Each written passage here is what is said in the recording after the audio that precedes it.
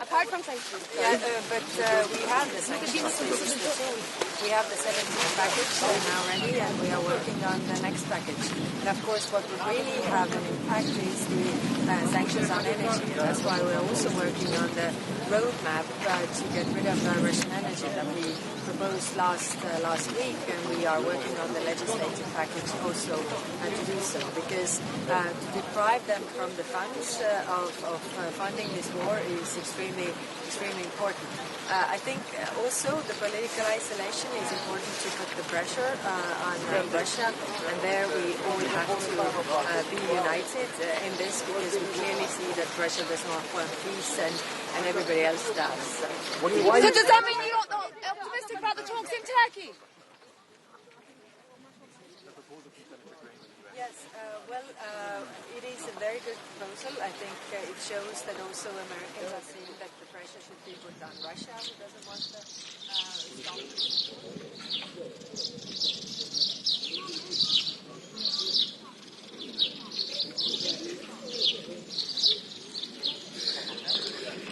This will go through the Senate.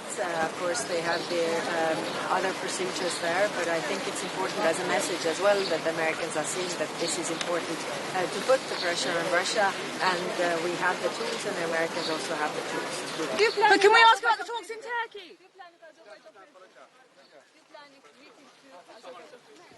I was in Azerbaijan. I will meet the Prime Minister here, and I will also go to Armenia. So I think it's also important to take the tensions down in this region and see what more can we do in this very difficult geopolitical environment. Can I ask about the What do you expect from the talks in Turkey?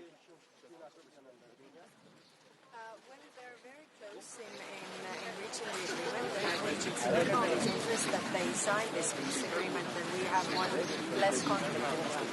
Mr. Kalas, what do you expect from Kosovo and Serbia in process dialogue?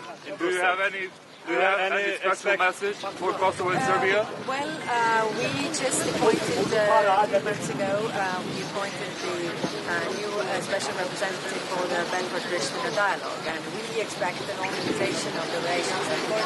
Of course,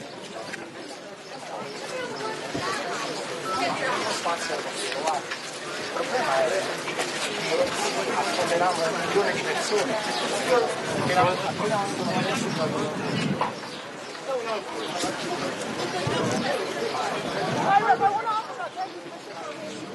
What do you make of it? Do you actually think it will yield some success? Are you optimistic, or do you think it's a fiasco that we didn't actually get the meeting of the leaders? I think everybody else was ready here for the meeting of the leaders. Was saying, and also President Trump, I think, was saying that the leaders level meeting could be there, but like I guessed, Putin doesn't dare to come really. So I think downplaying this shows that they are not serious about the real peace talks. I mean, this is clear for everybody, and I think it's important to see also that the whole world sees that Russia is playing games. What are the consequences? Realistic to the idea that Albania can be part of EU in 2030? Yes, I think Albania is making great progress when it comes to reforms, what are needed. So it is also for us on our side, European side, to make necessary steps. I mean, of course, we need reforms. We need to see that, for example, rule of law is respected and all these things. But I think there is this political momentum that everybody wants to see the enlargement process really happening. It's not only necessary for the Western Balkan countries, it's also necessary for the European Union to grow our economical but also geopolitical power. Okay, thank you. One last question. Do you think that the Americans are realizing now that Putin does not want to negotiate? Well, it's clear for everybody. I think you can see it very clearly. I mean, it has been always over two months when Why? You can do it like this. Good morning. But Mr. Doctor, you Hi. let's do it together. Absolutely.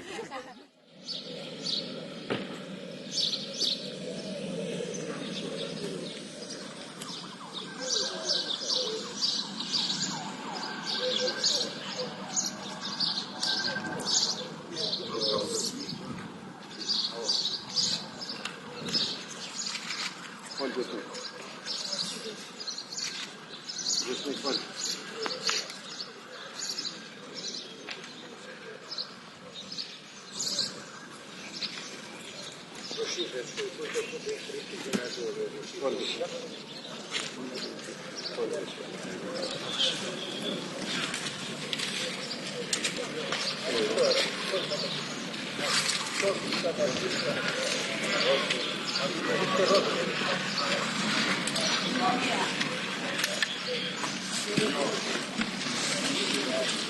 any part of Ukrainian territory. So that was a very good meeting. I'm really looking forward today to the meeting with the foreign ministers here in Tirana. One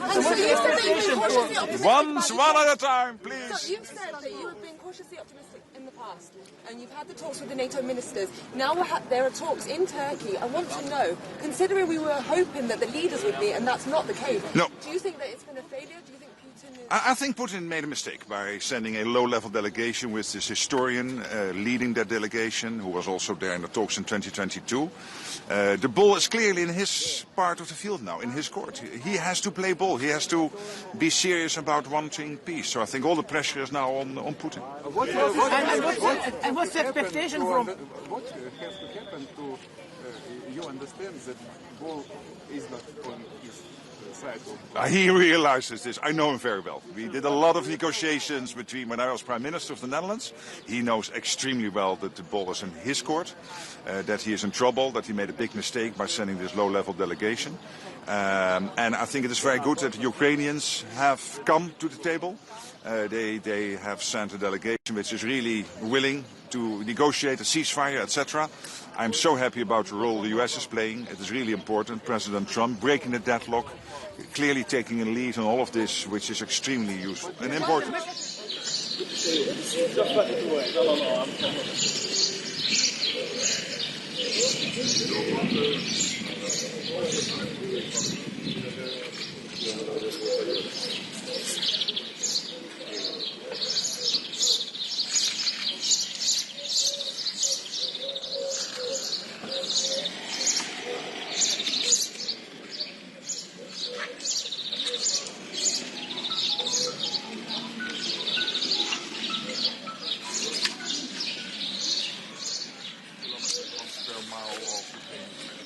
Final question, then I have to go.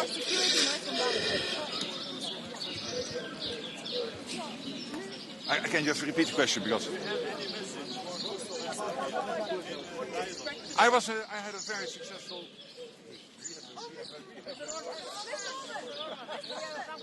I'll see you in a second. So I had a very good visit to the region. I had very good discussions also in Brussels with President Vučić. So NATO is very much helping to.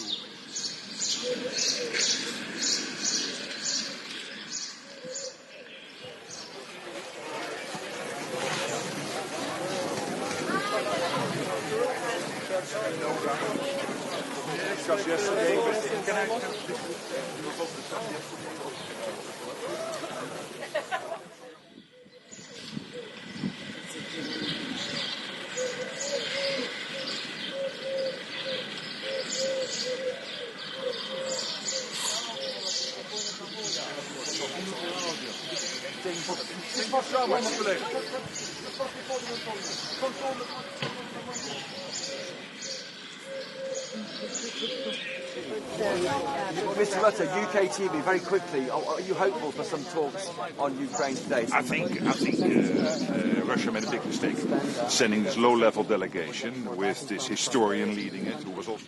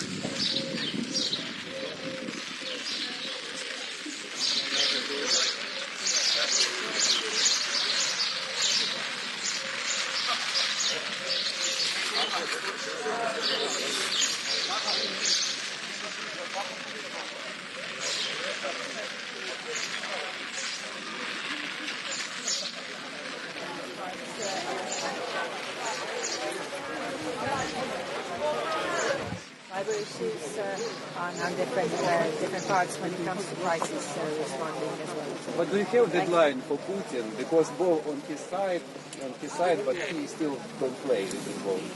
yes, he's playing games, which shows that they are not serious about it. That is. But you That have is very deadlines that you're waiting for some decision of Putin, and after this date you will do some other stuff. no, I mean we have been.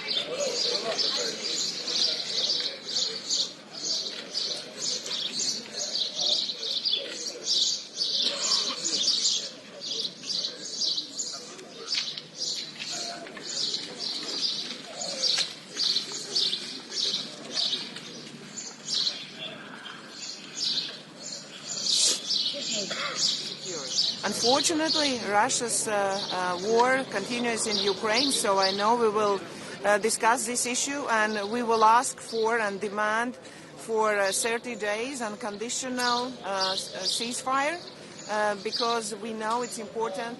Ukraine wants it. Unfortunately, only Russia doesn't want a peace in our region. Therefore, it doesn't happen. We will have to agree on next and further sanctions. Only that can stop Russia. So because all countries in Europe want security for their people, for their societies.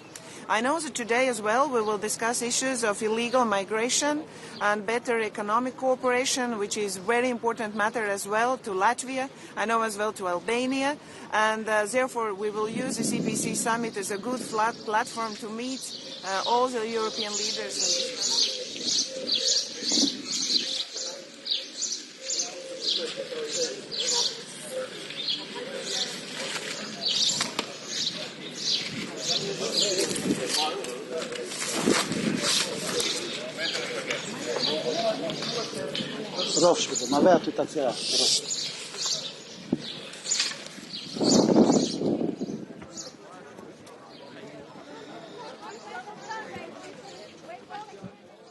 From a leader of Europe's, one of the Europe's member state countries, it's very important for us to get 30 days unconditional ceasefire in Ukraine as well as in the European region. I believe it's important in Europe. Media. Quick question on Ukraine. So therefore we'll see, because only Putin doesn't want peace. Therefore we will follow up with next sanction list. And then, so what happens next if the ceasefire talks fail? What is going to be the next step from the European side? We have discussed that we will go with next sanctions, and I know that already 17 sanction package is agreed with a lot of shadow fleet inside it.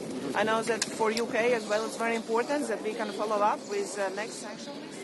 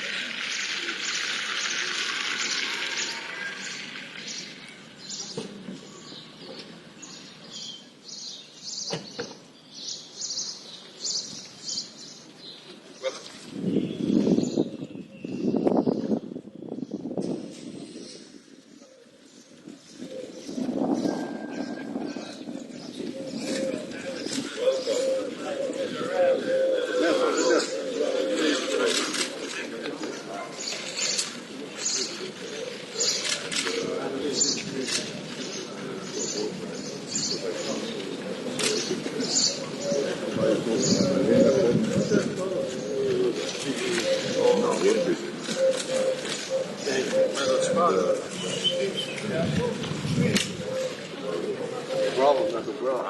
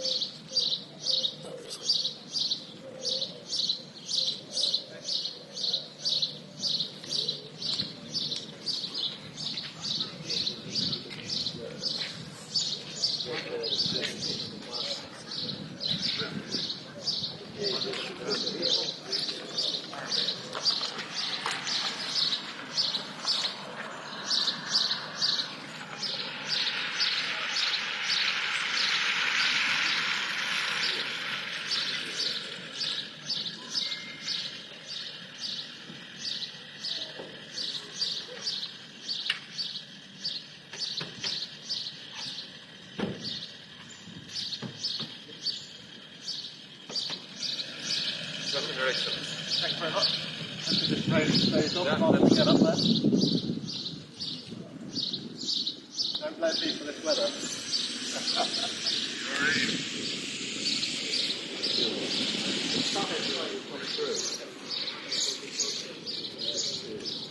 Your participation.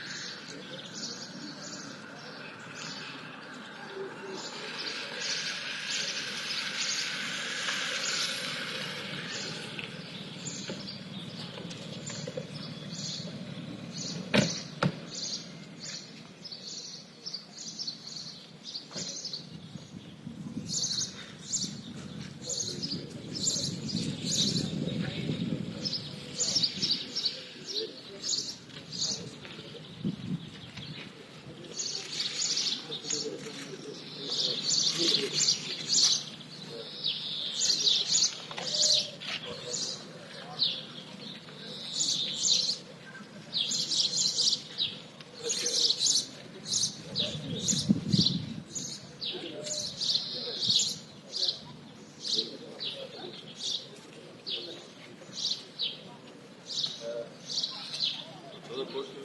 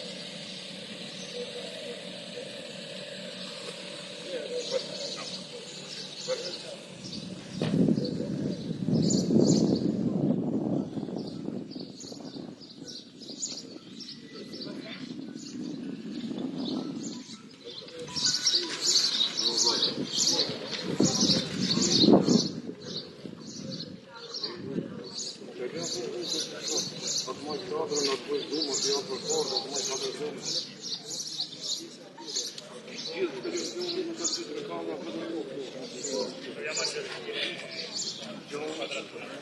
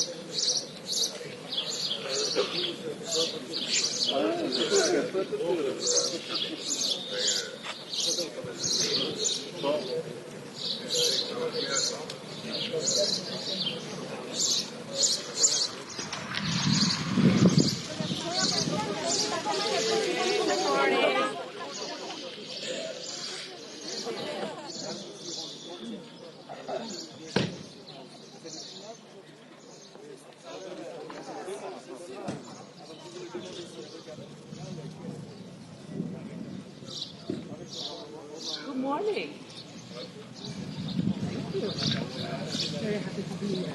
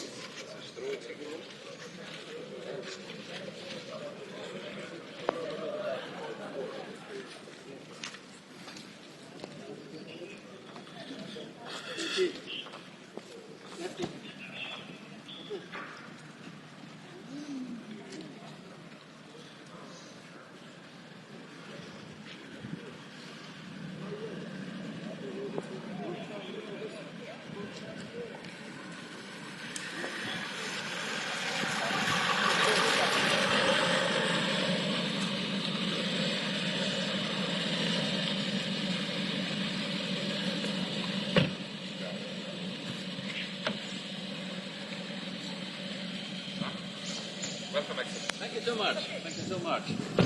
Wonderful weather. Yeah.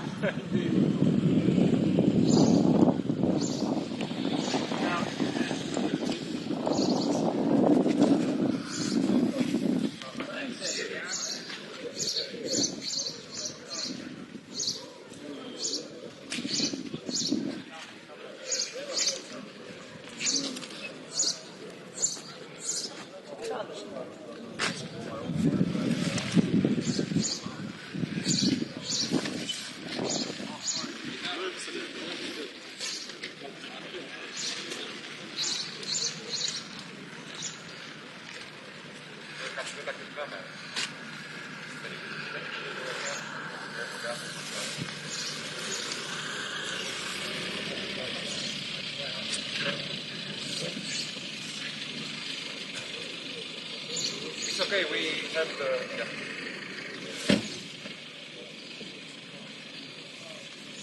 Welcome, Excellence.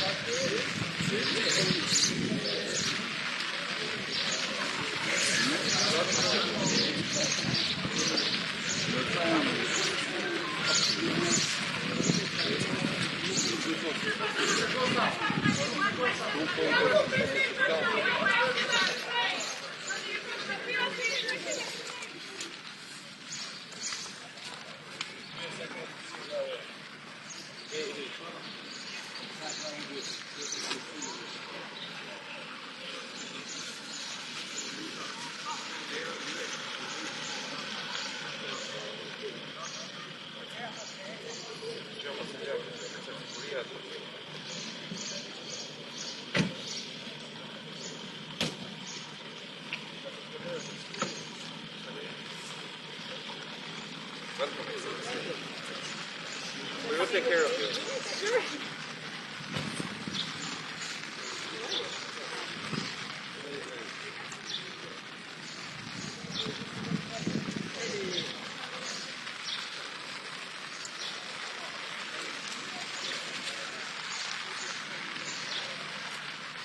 The British race continues.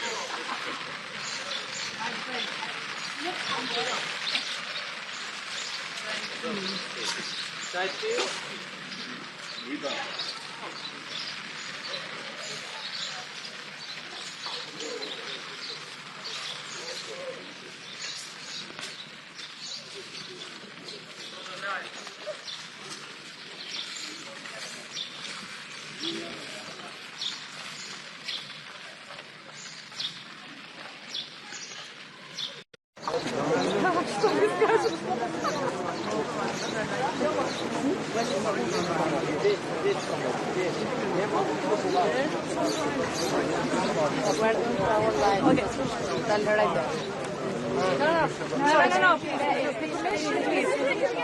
Okay. Yes. Thank you so much. Here, Madam President. For doorstep. Madam President. Why Ukraine? Here. Why Ukraine is being abandoned? Good morning. Good morning. Good to be here again at the EPC. The European Political Community was once founded when Russia's war of aggression started. It was founded to shape a European answer and to make sure that we have stability on the European continent. Now we are 3 years on, and we could witness all during the last days President Putin's true belief. He first called for a ceasefire around the anniversaries of the 9th of May, which he then never respected. Then Ukraine, with the support of the European Union and the United States, called for full and unconditional ceasefire over 30 days, which President Putin then rejected. And finally, he offered a meeting directly between Ukraine and Russia in Turkey, but President Zelensky was ready to meet. President Putin never showed up. And this shows the true belief of President Putin. He does not want peace. So we have to increase the pressure. And this is why we're working on a new package of sanctions. This package will include, for example, sanctions on Nord Stream 1 and Nord Stream 2. It will include working on listing more vessels of the Russian shadow fleet and also lowering the oil price cap. And it will include more sanctions on the financial sector in Russia. For us, it's important. We want peace, and therefore we have to increase the pressure on President Putin till he is ready for peace. Do you mean Istanbul is a failure? Plans to come to South Caucasus.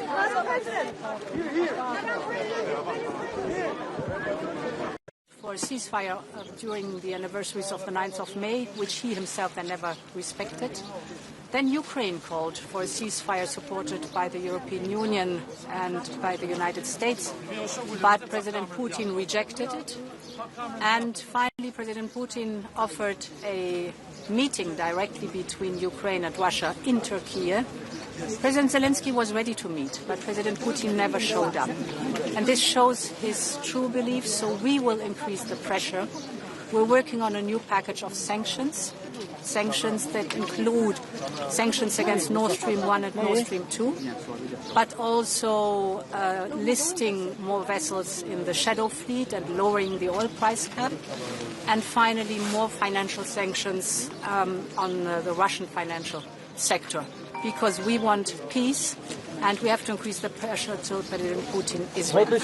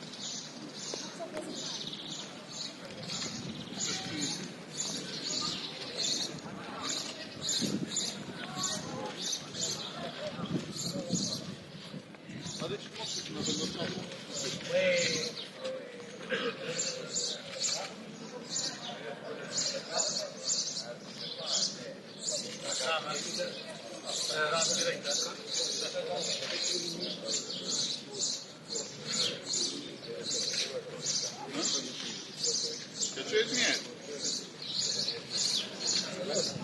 So Keir Starmer, on behalf of the UK broadcasters, what can you realistically do on Russia, given the problems we have overnight?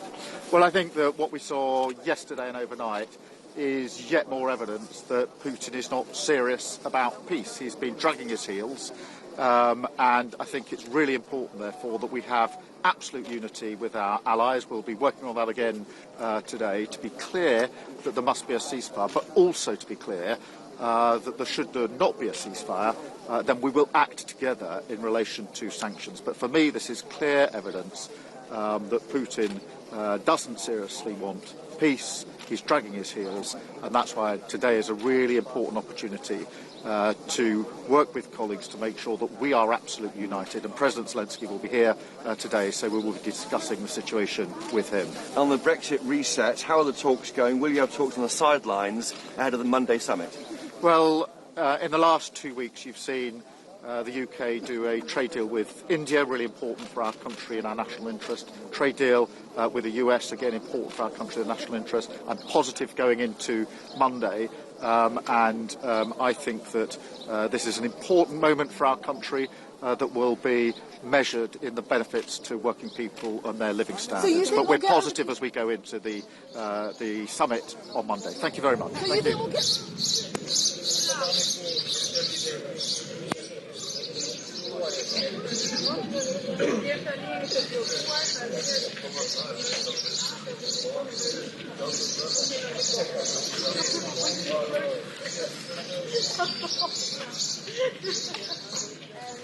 The Americans understood that Putin does not want to negotiate. Do you think the world understood that Putin doesn't want to negotiate? I guess it's obvious, not for the Americans, but for the Europe and for the world.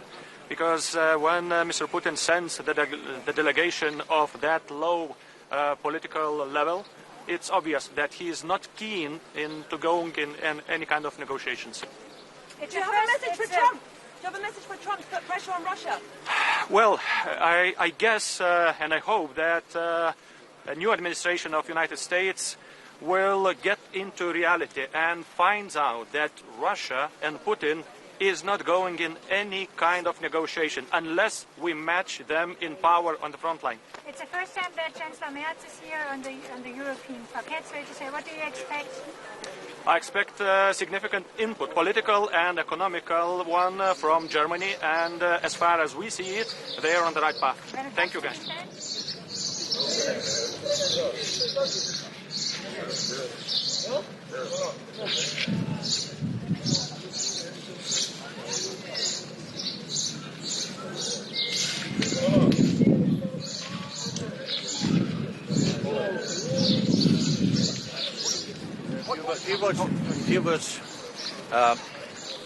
Good morning. It's wonderful that Europe is here today, and at the same time, negotiations that are highly important for the future of the Europe are ongoing in Istanbul. Today, from here, we need to send a strong common message. Europe stands with Ukraine. I think that Europe has acted decisively. Today we have strong common voice and message. We need ceasefire, we need peace negotiations and lasting peace. And now I think that all is on the Russian side. If negotiations don't proceed, Europe must be ready to act strongly with new sanctions and even more support to Ukraine. This is my main message today. But the 17th sanction package is not even going that far.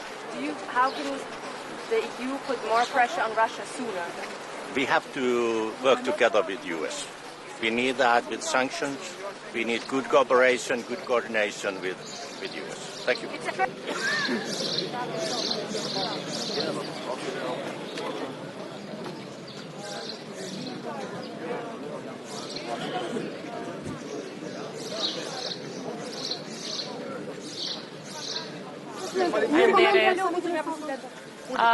Mirëmëngjesi të gjithëve, ky siç e dini është samiti I 6 I Komunitetit Politik Evropian.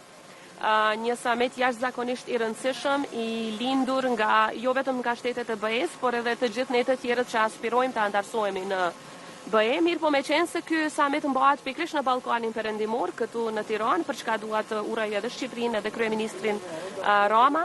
Është shumë e rëndësi që në fund të summitit të dalim edhe me një plan konkret se si do të ecim përpara shtetet tona drejt BE. Sa i përket Republikës së Kosovës, përkundër faktit që ne jemi 100% të linjëzuar me politikën e jashtme dhe atë të sigurisë së Bashkimit Evropian, fatkeqësisht ka një bllokatë totale. Nga ana e BE-s nuk vlerësohen reformat tona, nuk vlerësohet puna jon, nuk vlerësohet fakti që ne jemi 100% në përputhje me politikat e tyre, edhe sa i përket sanksioneve ndaj Rusisë, edhe sa i përket politikave të tjera. Për fat të keq po jepet një mesazh shumë i keq për rajonin ton, se më shumë po hapet dera në raport me ata që po shkojnë në Moskë te Putini, sesa për ne që nuk shohim rrugë dhe alternativë tjetër për Zoja Osmani, keni shpresë sot për mesazhet dhe konkluzionet të këtij samiti, i cili mund të jetë në drejtimin e asaj çfarë ju pretendoni, që BE-ja të kthejë syt nga ju për të tërhequr vëmendjen për atë që ju pretendoni? Më shumë kemi kërkesë se sa që kemi shpresë. Kërkesat tona do të jenë të zëshme, jo për shkak të ndonjë arrogancë politike, por për shkak se e meritojmë dhe ne kërkojmë që ky proces të jetë i bazuar në merita. Ndërkaq sa i përket konkluzioneve, zakonisht samiti i EPC-s nuk është se ka konkluzione të forta politike apo veprime politike, megjithatë është një mundësi e mirë për ne që në një forum ku jemi të barabartë të bëjmë kërkesa.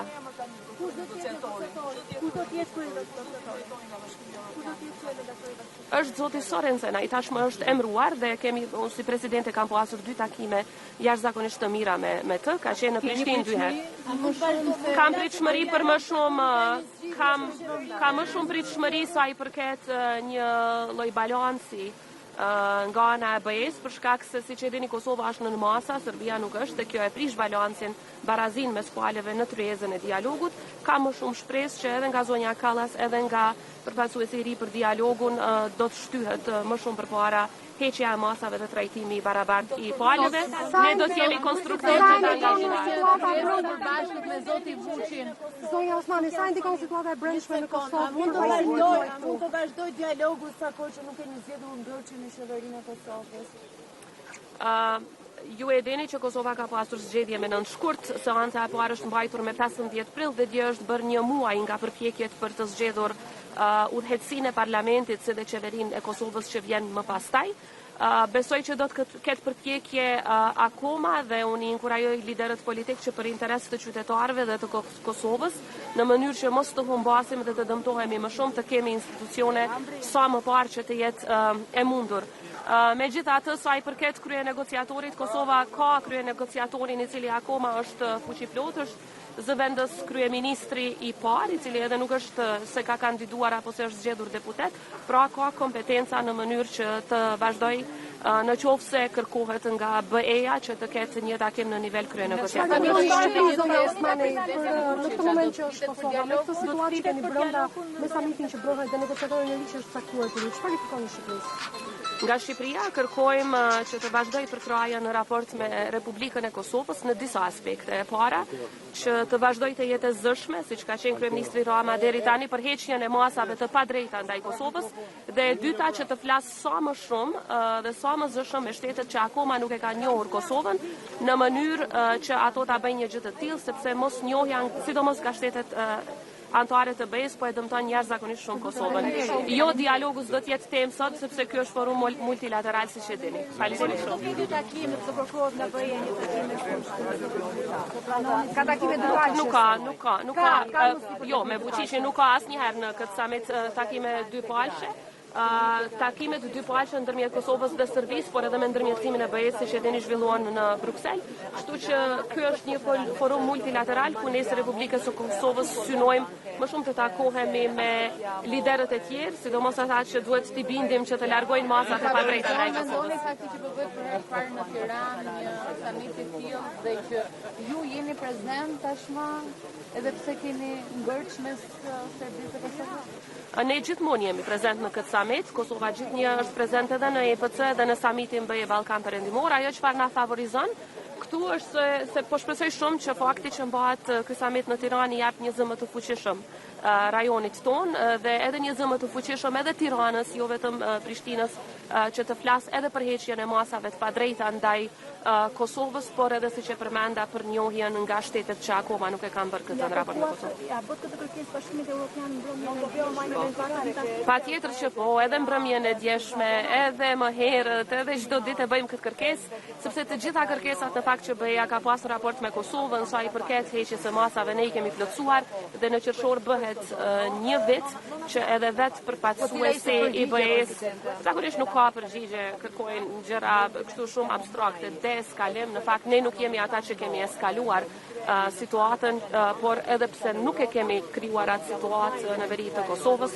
Kosova ka ndërmarrë hapat që janë kërkuar nga marrëveshja e Bratislavës dhe edhe vetë zoti Borrell që ka qenë HRVP më herët ka propozuar që të hiqen masa duke u bazuar në plotësimin e kritereve nga ana. Ka një qëndrim nga BE-ja për sa i përket vizitës së presidentit Vučić në Russi? Nga disa kishte, nga disa nuk ishte, ose më mirë të them nga disa kishte qëndrim të ashpër, nga disa për fat të keq ka qëndrim arsyetues që është jashtëzakonisht dëmtuese dhe dërgon mesazh të dëmshëm për gjithë rajonin, jo vetëm për ne. Faleminderit gjithëve.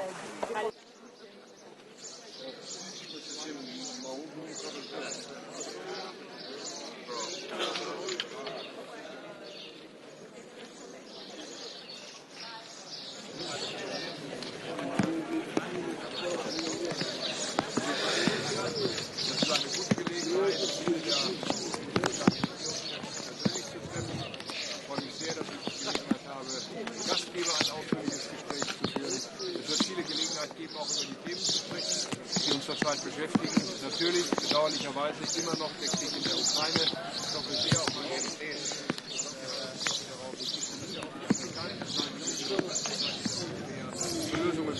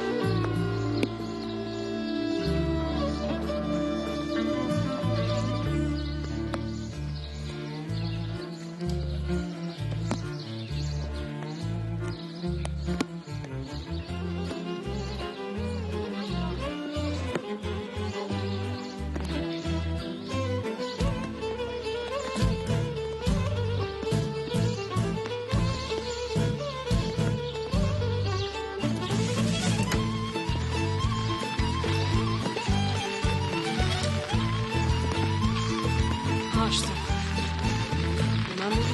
Немає більше.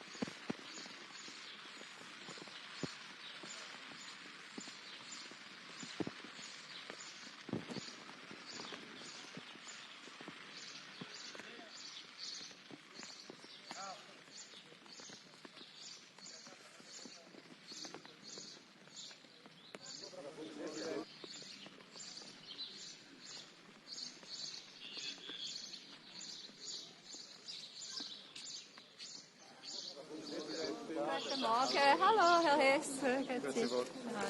Was erwarten Sie von den heutigen Gesprächen in Istanbul?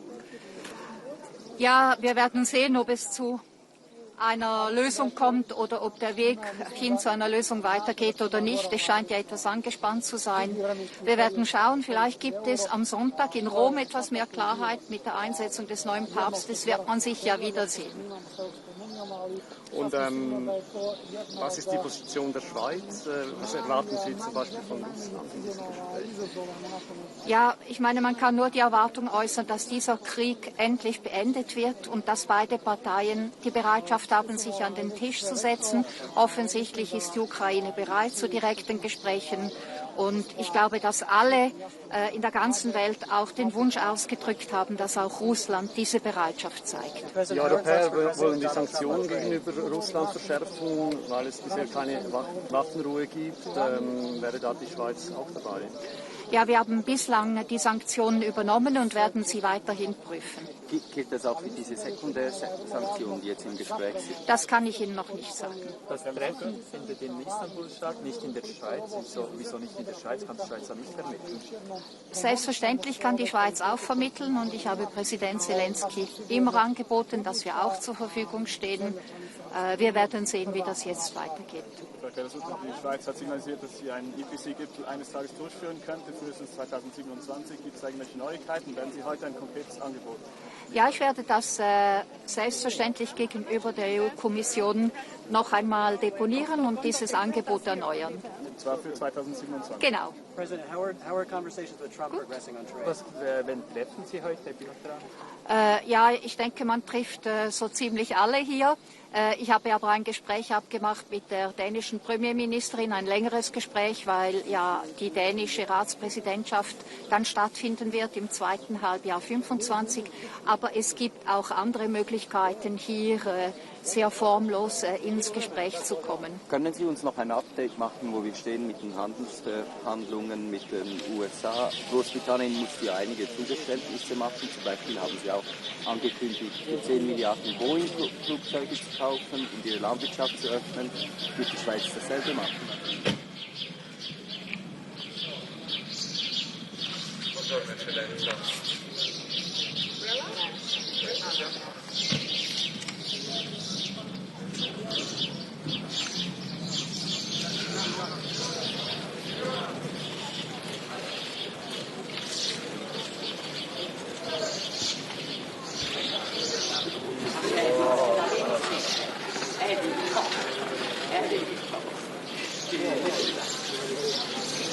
He only does it to be tall as me.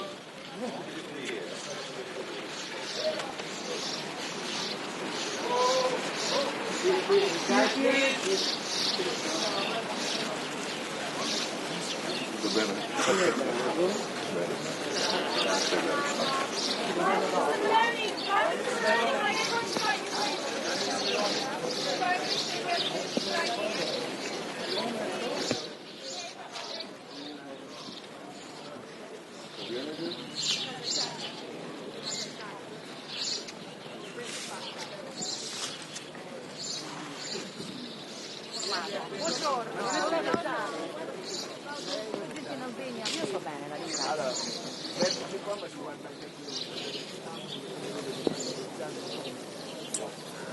Non curarmi. Sto abbastanza bene in questo signore rispetto a una persona che sia effettivamente disponibile a fare dei passi importanti in favore della pace, che invece sia chiaramente meno disponibile. Penso però che non dobbiamo cercare la pugna, penso che dobbiamo insistere per una cessata del fuoco incondizionato, che dobbiamo insistere per un accordo di pace serio che preveda garanzie di sicurezza per l'Ucraina e continuiamo a lavorare anche in questi formati per questo obiettivo. Presidente, non è passata al centro migranti di Giader prima di venire qui? Non ho fatto in tempo. Passerà dopo? No, non faccio in tempo, ma insomma stiamo andando avanti, mi pare che il lavoro dimostri anche, diciamo, per la velocità di funzionamento soprattutto dei rimpatri, che insomma si dimostri che alla fine, come avevamo promesso, stiamo andando avanti. Si parla di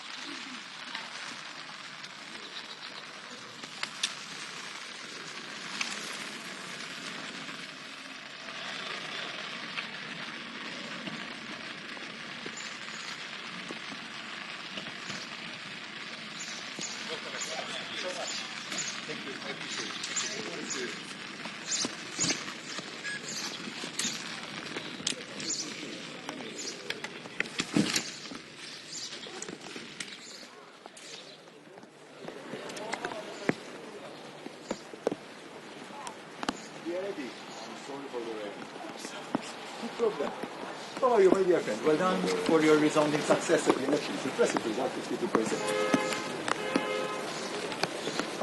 It is amazing. 52.1. Only I get that result of Volta. Well done. Thank you.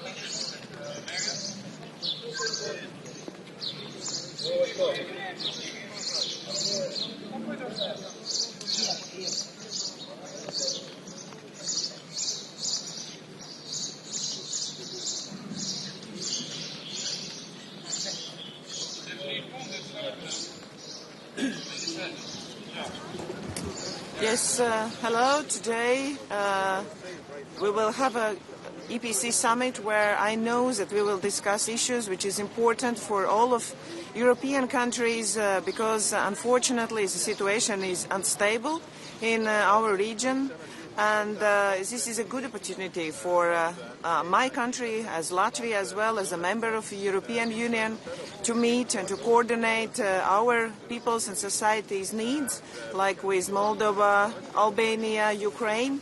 And we will use this summit for coordinating and making alliances how we can make our region more secure. Unfortunately, Russia's war continues in Ukraine, so I know we will discuss this issue and we will ask for and demand for 30 days unconditional ceasefire. Because we know it's important. Ukraine wants it. Unfortunately, only Russia doesn't want a peace in our region.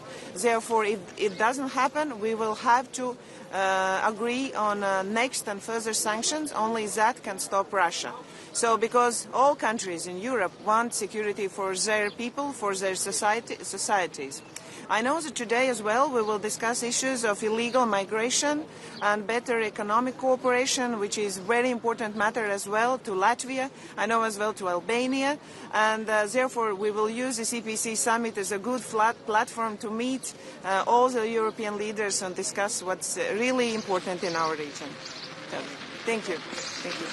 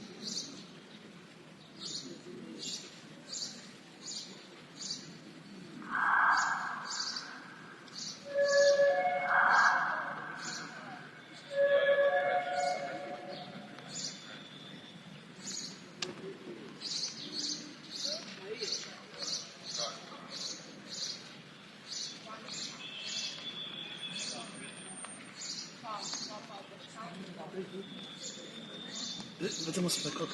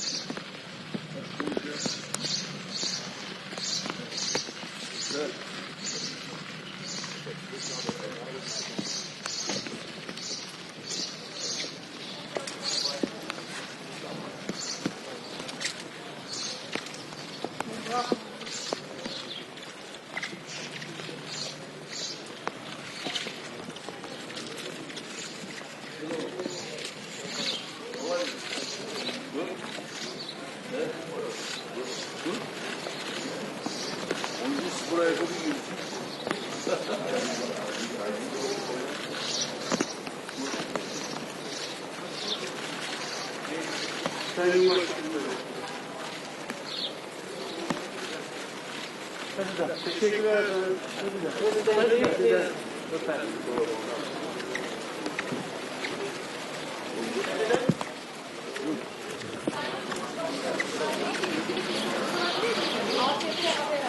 Şimdi olmaz ya.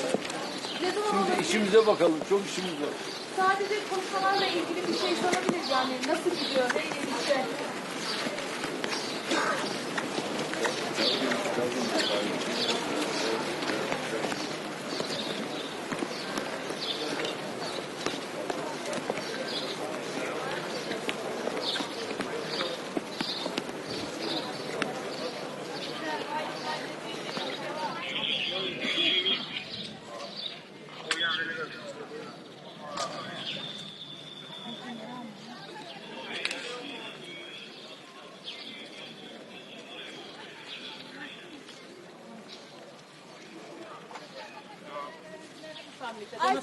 Beklentileriniz nedir bu? Çok şey bekliyoruz. Beraber kardeşimle Arnavutluk'tan tüm dünyaya barışı seslendireceğiz. Azərbaycan Ermənistan danışıqlarını necə qiymətləndirir?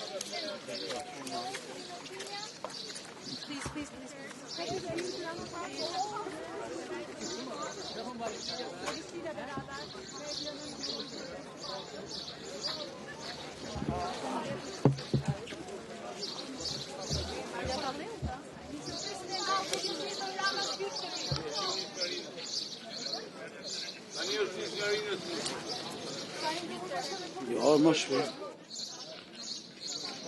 Ragazzi.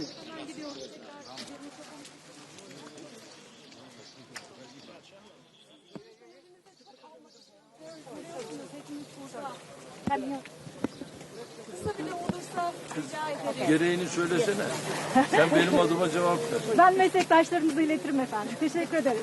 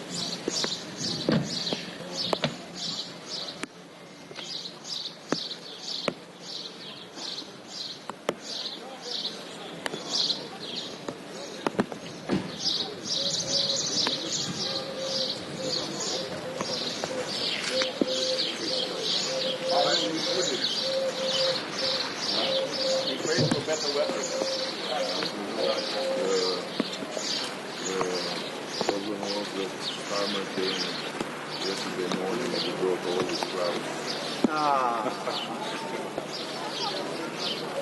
Now it's all clear. So I'm waiting for Andrea and Macron. Yeah, sure. Here.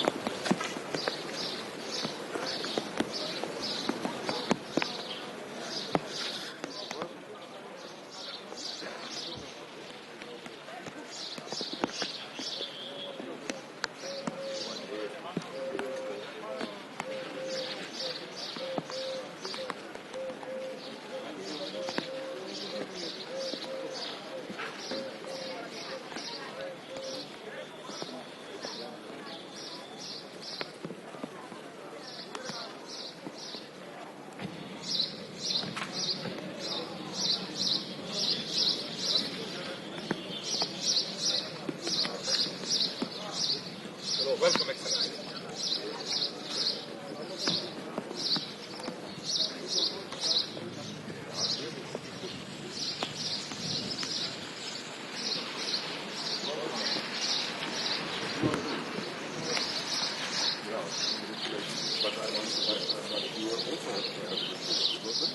Not yet, but I just it's raining. Yeah. Start with the rain. Yes. Thank you.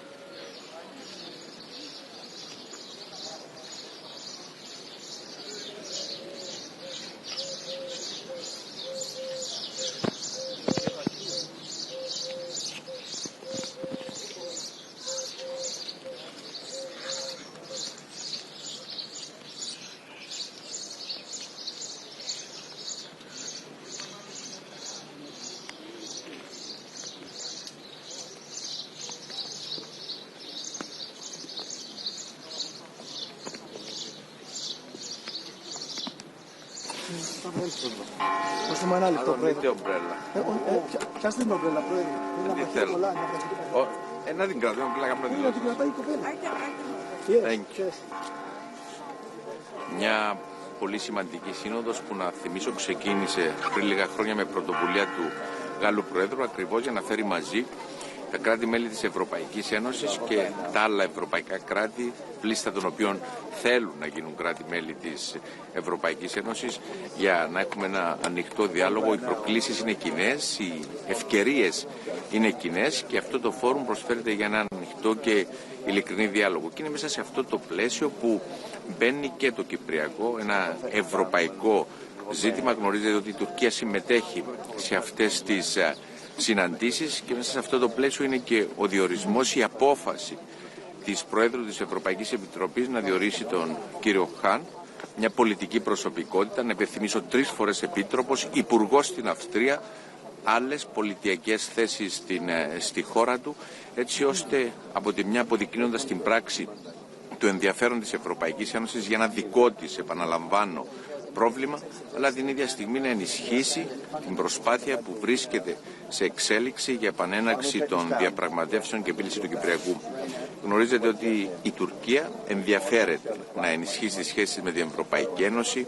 Δεν μπορούμε να αλλάξουμε τη γεωγραφία, προτιμούμε να έχουμε ένα γείτονα που είναι κοντά στην Ευρωπαϊκή Ένωση, εφόσον αυτός ο γείτονας συμπεριφέρεται όπως συμπεριφέρονται τα κράτη-μέλη της Ευρωπαϊκής Ένωσης. Σέβεται τις αρχές και τις αξίες της Ευρωπαϊκής Ένωσης, σέβεται το διεθνές δίκαιο και μέσα σε αυτό το πλαίσιο ο διορισμός του κυρίου Χαν, που να θυμίσω ως επίτροπος που ασχολήθηκε με τα ευρωτουρκικά, γνωρίζει πάρα πολύ καλά και τις επιθυμίες της Τουρκίας, πώς αυτές μπορούν να προωθηθούν μέσα από συγκεκριμένες θετικές εξελίξεις, τόσο για το Κυπριακό αλλά και γενικότερα για τις κυπριογενείς υποχρεώσεις της Τουρκίας. Άρα προσβλέπω στη συζήτηση που θα γίνει σήμερα, την ευκαιρία που θα έχουμε να ανταλλάξουμε απόψεις.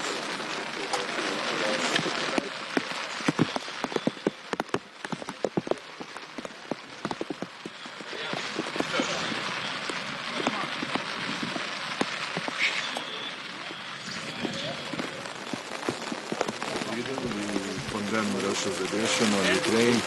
We believe that peace should be done, but it should be a just peace which would not reward the aggressor of Ukrainian territory. Would you plan to visit the South Caucasus, including Azerbaijan?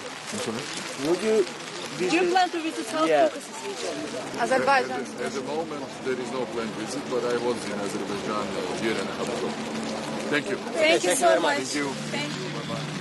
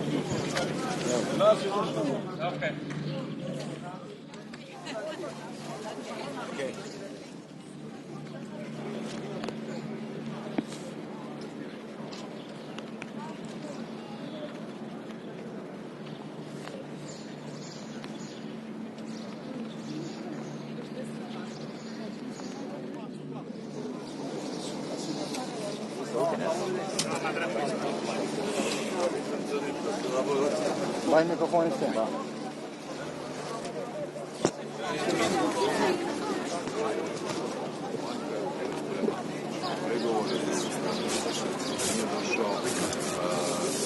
Mene to osobno nije iznenadilo, međutim svaki korak koji vodi ka prestanku ratnih operacija, time i novih žrtava je pozitivan, ali konačno rješenje ne bi smjelo biti tako da nagradi Rusiju sa ukrajinskim teritorijom. To je loš presedan, kršenje međunarodnog prava, to znači da jači kvači, a to je smrt međunarodnog prava, budemo otvoreni. Hoće biti razgovora o sankcijama, portali pišu da bi se danas ovdje moglo razgovarati i o carinama na ruski izvoz. Pa vidjet ćemo danas. Ima puno plenarnih situacija i nekoliko ovih panela. Ja vodim jedan od panela sa kosovskom predsjednicom Osmani, ali ovo nije sastanak koji donosi odluke. Ovo je konzultacijski format, tako da sve što se tiče sankcija mora ići nazad u briselske formate. Da li će doći do dogovora oko tarifa između Europske unije i Amerike? Pa evo, ja sam prošli tjedan bio u Washingtonu, razgovarao sam sa ključnim članom kabineta predsjednika Trumpa, dakle američkim trgovinskim predstavnikom Grierom na tu temu. Koncepcija Sjedinjenih Američkih Država je ta da žele manje više uravnoteženu trgovinsku razmjenu, dakle koliko negdje izvoze, toliko da uvoze. Mislim da su određeni propisi ne tu toliko carine, nego druge.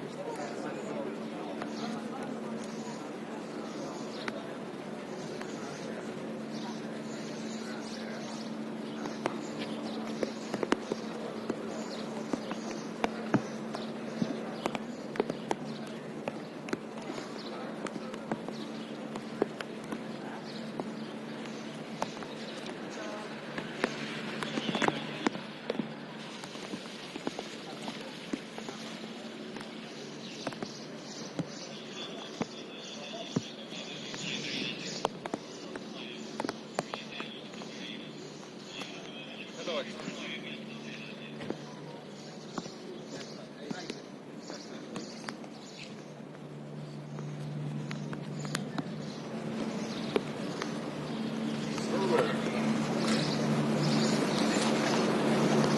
for the weather. I like it. Yes, thank you.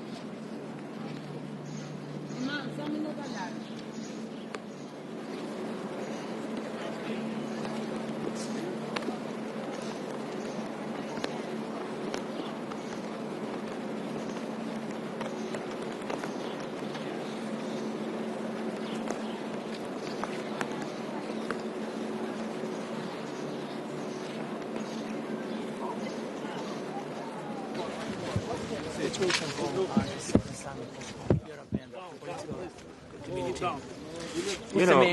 You know, as a Secretary General of the Council of Europe, it is really important for me to be here and to have this occasion to have contacts and discussions with all the leaders, head of governments, head of states. It's interesting because the geographical scope of the EPC is exactly the same as the Council of Europe, and we need to work together. I mean, we need to rethink the architecture of security for the European continent. We need a strong democratic security, and we need to have a stable ground to build also this whole architecture. That's one point. The second point is about all the discussions that we have right now for the continent and our future. I mean, also the talks in Istanbul. Ukraine is a very important member state of the Council of Europe. We are supporting Ukraine since many years, really strongly. And we had, in the last ministerial of the Council of Europe, the last 2 days in Luxembourg, also the first discussions about the creation of the special tribunal addressing the crime of aggression. I mean, the Council of Europe is strongly dedicated to accountability with the European Court on Human Rights, with the register of damage for Ukraine, and now with the discussion of the special tribunal. Secretary, and we followed the injustice approaching to Azerbaijan delegate in the European Council last 2 years. Sorry? Our delegation, Azerbaijan delegation, didn't participate European Council last 2 years in Parliament Assembly. What is the reason? I mean, for the Council of Europe, you mentioned, not the European Council, for the Council of Europe. For me, we have 46 member states, 46 proud and equal member states. That's why we are at this level of the Secretariat and the Committee of Ministers strongly in contact with Azerbaijan. I was myself in Baku, in November last year. I had a last meeting with President Aliyev in Antalya 3 weeks ago, and we are working on improving the relations and to see how we can have really 46 member states fully participating to the work together. Thank you so much. Thank you. On peace in the South Caucasus. Sorry? Your discussions on peace in the South Caucasus. Yeah, thank you for asking on this. I mean, it is also for us from a huge concern. As you may know, we have the three countries of the South Caucasus, Georgia, Armenia, and Azerbaijan as member states and the Council of Europe. We are working closely with them. And we are, fully concerned also by the peace discussions between Armenia and Azerbaijan. I was myself in contact with both sides. I will very soon, after the meeting I had with Azerbaijan, go to Armenia next month, also to have those discussions. And it was also always a good exchange with other member states, and lastly with Turkey, because I was in Ankara.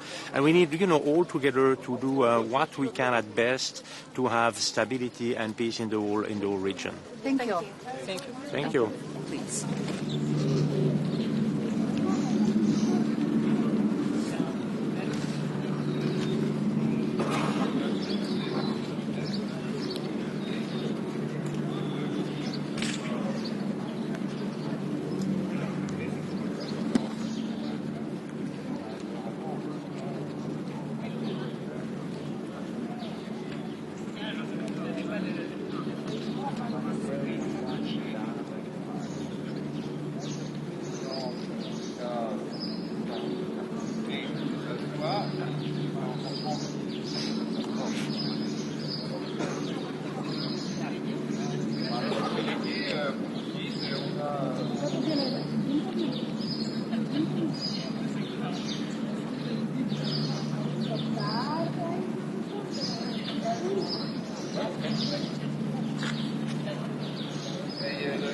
Un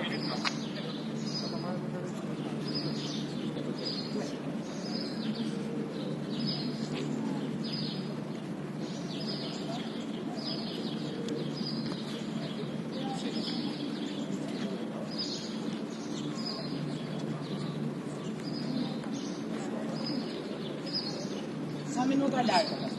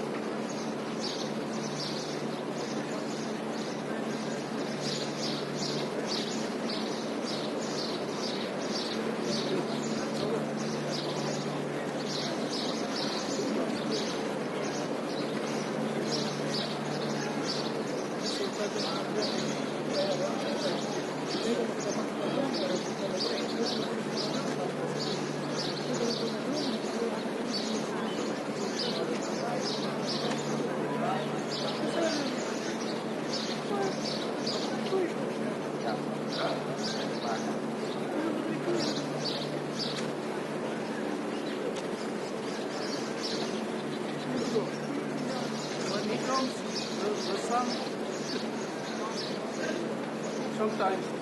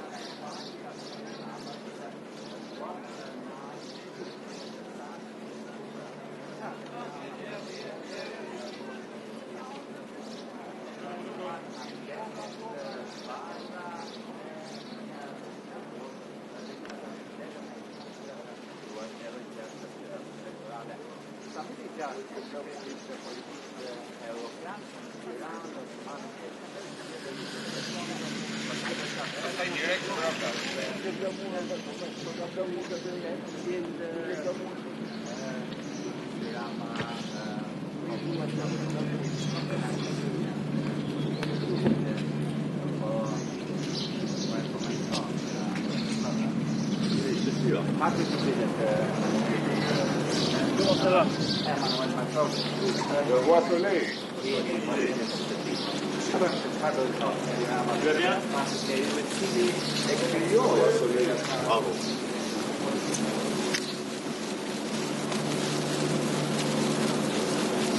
Bonjour messieurs, dames. Bonjour à vous. Bravo. Mr. President, how are you? I'm very happy to be here with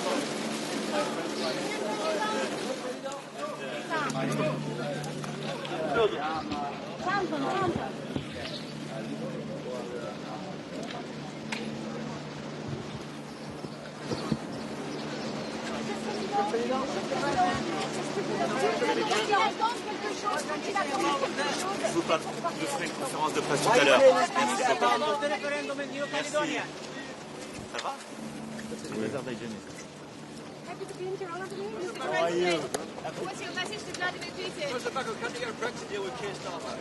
On Monday, big day on Monday. Allez, message. Allez, feel for Keir Starmer. Bonjour. Vous allez bien?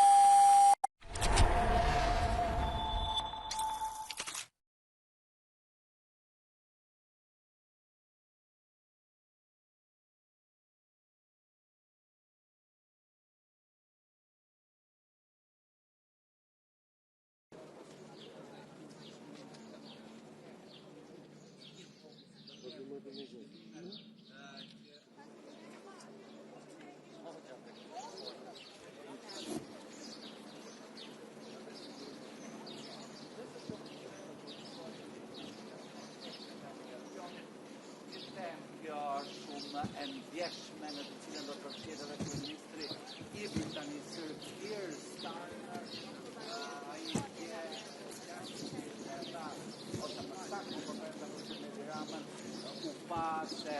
Raman nuk është I gatshëm të bëjë një kamp të dytë për Britaninë dhe kjo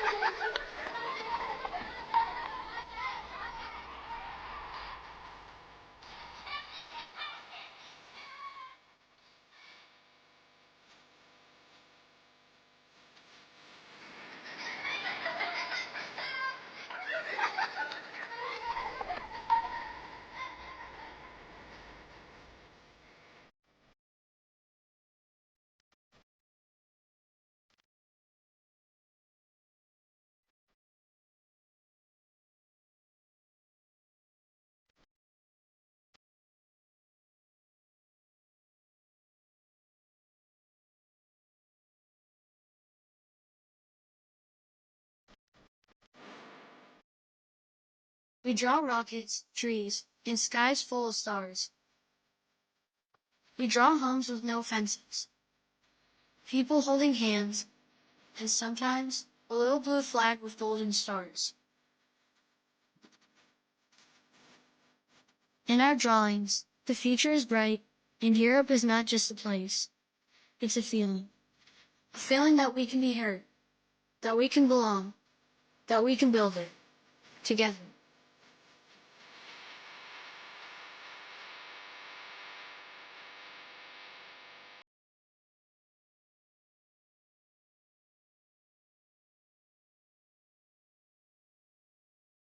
It's a wind that carries our paper boats. A place where dreams don't need translation, only wings.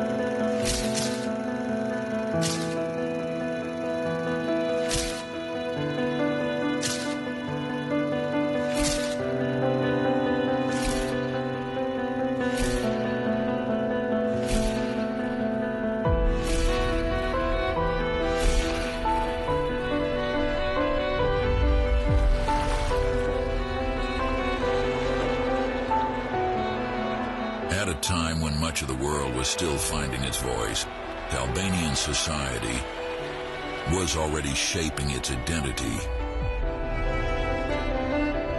With schools, traditions, and a deep sense of pride.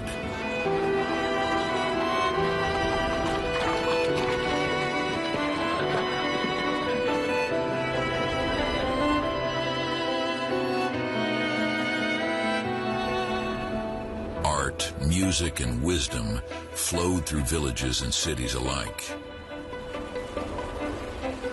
This was not a forgotten land, but a vibrant culture ahead of its time.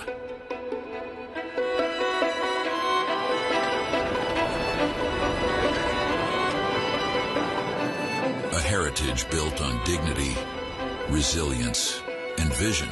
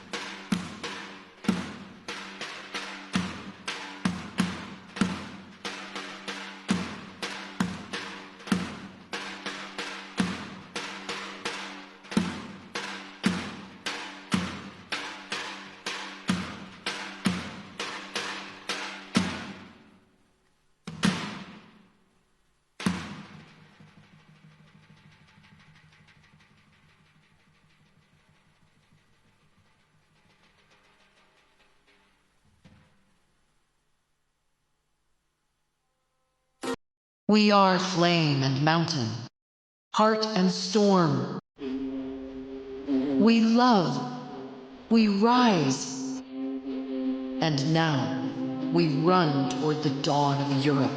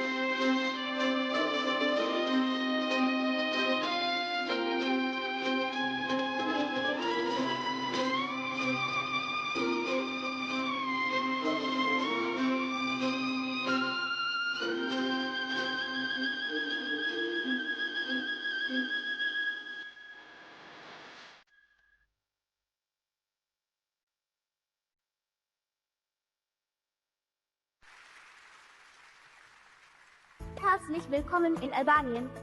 Bienvenue en Albanie. Dobrodošli u Albaniju. Benvenuti in Albania. Benvenuti in Albania. Καλώς ήρθατε στην Αλβανία. Bienvenue en Albanie. Welkom in Albania. Albanya'ya hoş gelmişsiniz. Bienvenue en Albanie. Welcome to Albania. Velkommen in Albanien. Вітаємо в Албанії. Velkommen til Albanien. Welkom in Albania. Bine v-am venit în Albania. Перейдемо Albania se.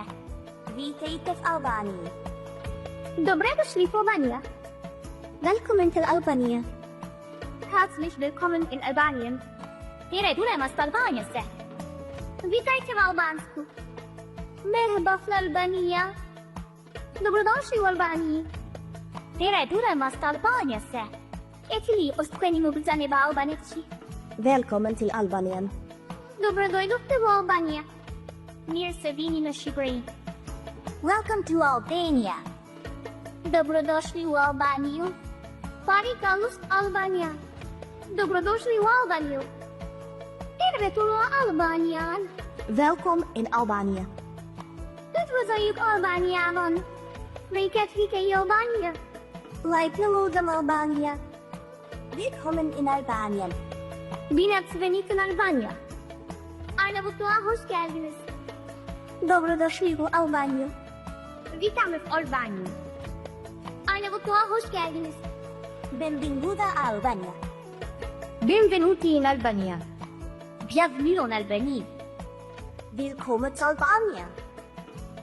Mirë se vini në Shqipëri.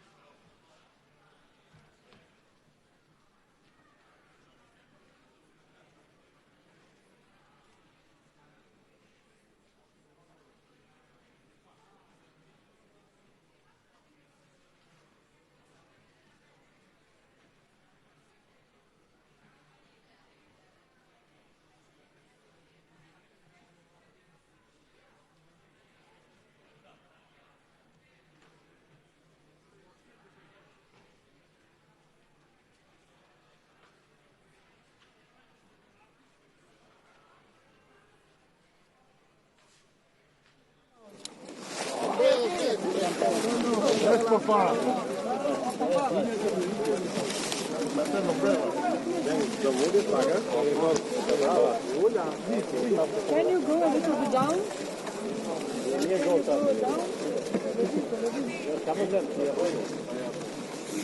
Simon, you have to move.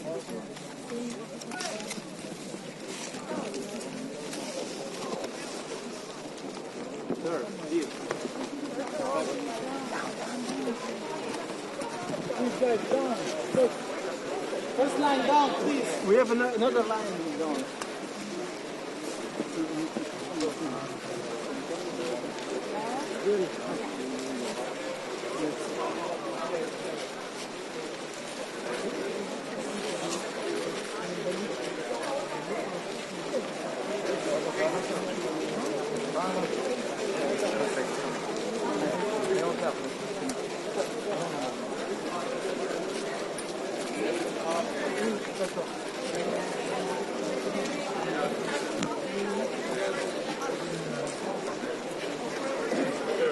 Celo ıslandın mı lan?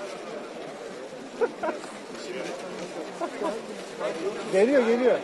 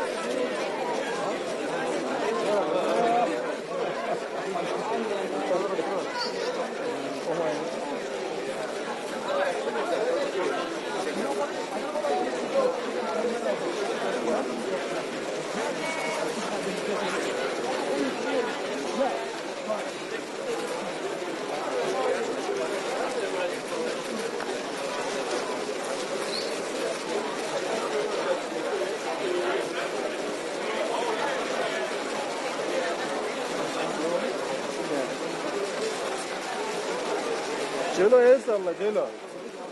Celo.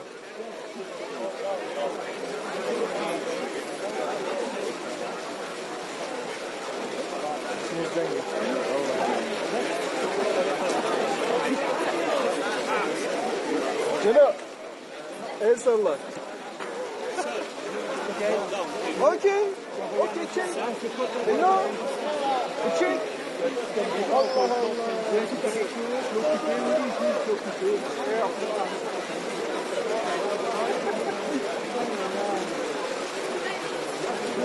Come on, hurry up. Let's run down. Please, let's fly. Please, let's fly down. Hey.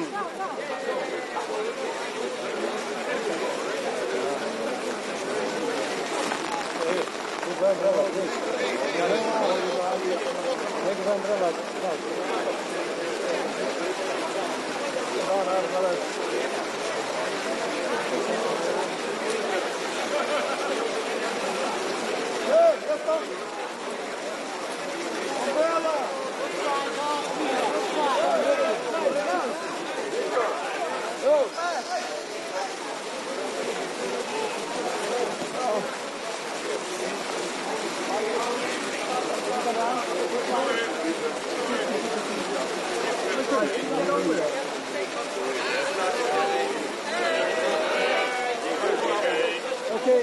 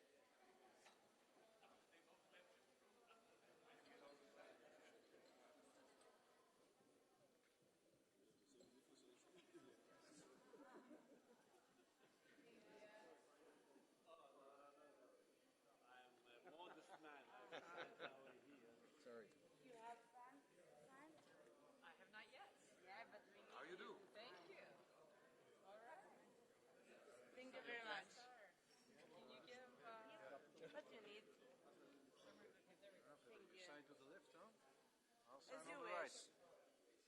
The right side is the right side, huh? My color is blue, so... okay. Thank you. Thank you. Over there. Going here? Thank you very much. There you go. Thank you. Okay, thank you. We will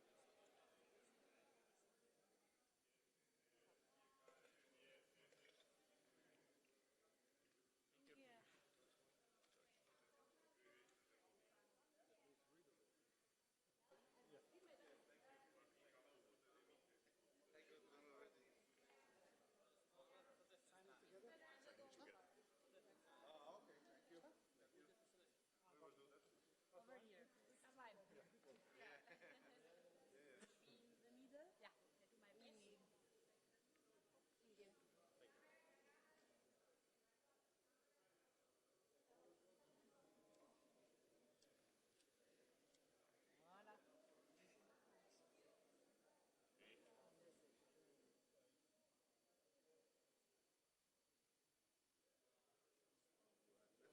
Thank you.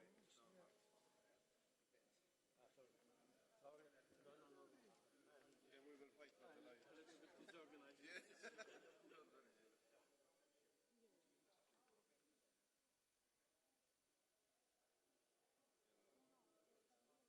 Like people writing in different institutions, different things on the wall. Thank you.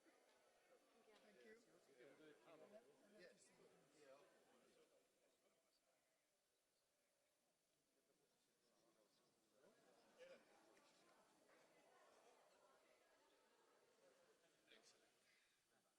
Excellent.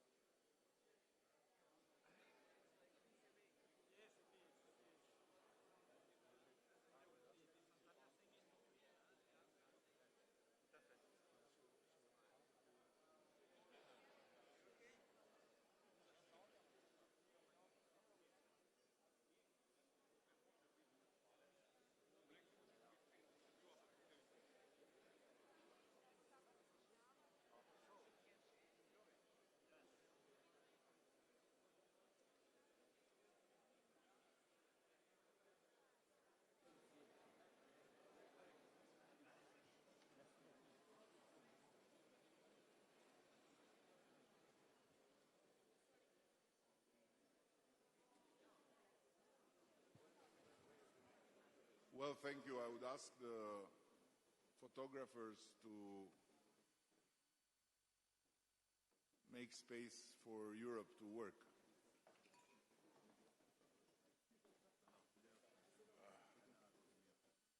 Extra large EU.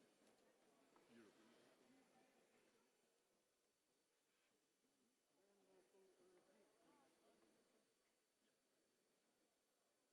The photographers, please.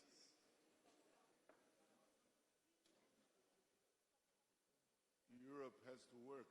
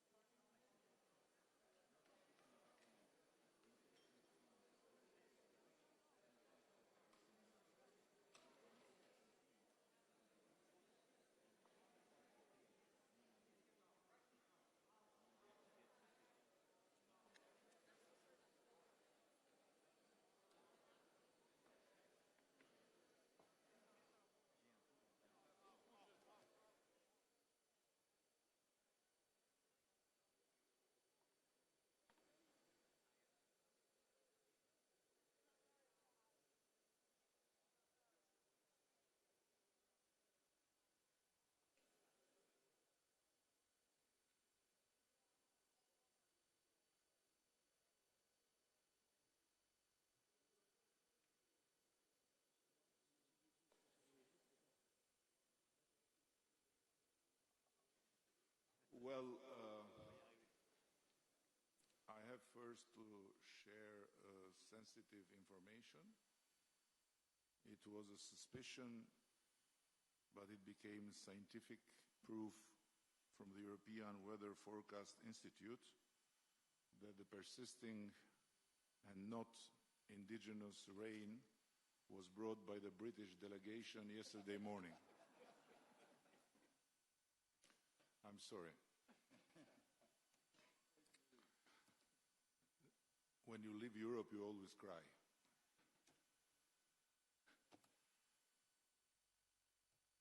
Every time I head towards an EPC summit, I'm haunted by a 16th century painting hanging in the British National Gallery. The Rape of Europa by the Grand Master of Italian Renaissance, Paolo Veronese. In it, the Princess Europa, young and radiant, stares skyward as she mounts a white bull. The bull is, of course, Zeus in disguise, the king of the gods, who will carry her away to a land from which she will never return. There is something hauntingly familiar in this myth, a resonance that feels all the more acute in the times we live in. Maybe it's because more than being a character or a fixed identity, more than the labels of West or East, a liberal or conservative, nationalist or socialist, Europe is a journey. And suddenly that journey has become much harder. Highly distinguished guests and very dear friends, trust me, I struggle to find the right words to express my delight in hosting this European Political Community Summit here in Albania. It is truly an immense honor for all my country, for all the Albanian people, to welcome you all to this country and to this purposefully constructed house for the European political community in Tirana, where you are not surrounded by the nightmare of Europa in Renaissance paintings, nor by the emptiness of a temporary gathering space. You are surrounded by Albanians' children's imagination of Europe. This was an obvious choice for us because children's dreams are never held hostage by the myths of the past. They are instead about imagining the future. Very similar, by the way, to the dream of Europe's founding fathers. And you have landed at a particularly poignant moment in this country, where we have learned to view the past through the eyes of the future and no longer to look at the future through the eyes of the past. Your arrival follows an election campaign in which Europe featured more than ever before, not as a divisive issue, but as a joint claim to identity, not as a list of policies, but as a deep yearning for belonging, not as a set of homework assignments, but as a shared destiny. That is why it is so gratifying that the campaign centered on those keywords, Europe, identity, belonging, and destiny, won over 52% of the votes. For my dear friend Keir here, it was a result very similar to the Brexit referendum, but with the roles reversed, 52% for Remain, or in our case, Unite. Where it wasn't comparable, however, is the remaining 48% of the voters. They are not Eurosceptics. No, they are just ill-informed Euro-optimists who think I should have been fired for not having succeeded in uniting Albania with the EU long ago. But this is not my point. The idea of a united Europe is paradoxically both ancient and ever new. One of its earliest champions was a Frenchman in the 18th century, the Abbé de Saint-Pierre. In the ashes of the Treaty of Utrecht, after years of war, he envisioned a union of European states, a bold, idealistic vision of perpetual peace. His project even included cooperation with Russia, as well as with the Balkan and Mediterranean states, then under Ottoman rule. So I guess that for the visionary Abbé, today's Turkey would also be an indispensable partner in a union of perpetual peace. But the project failed, of course. It was killed by light interests and petty caprices, as Voltaire would put it, and swallowed by the fear that has long held Europe hostage. Even today, the myth of Europa persists, and the resemblance to the Europe gathered here today is striking. The dream of perpetual peace has been replaced by the nightmare of perpetual war. Instead of the bells of peace, we hear the drums of war. There is a palpable sense of shortness of breath as we confront the forces threatening Europe's very foundations.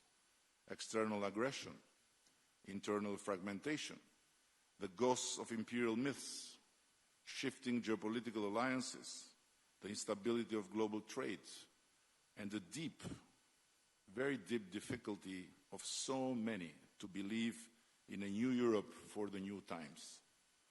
But I believe that there is no better moment than this one to remind us that while we rightfully think about a Europe of resistance, defense, and new military capabilities, we must not forget the other Europe, the Europe of enlightenment, human reason, and the quest for perpetual peace, not just among ourselves, but even with our enemies.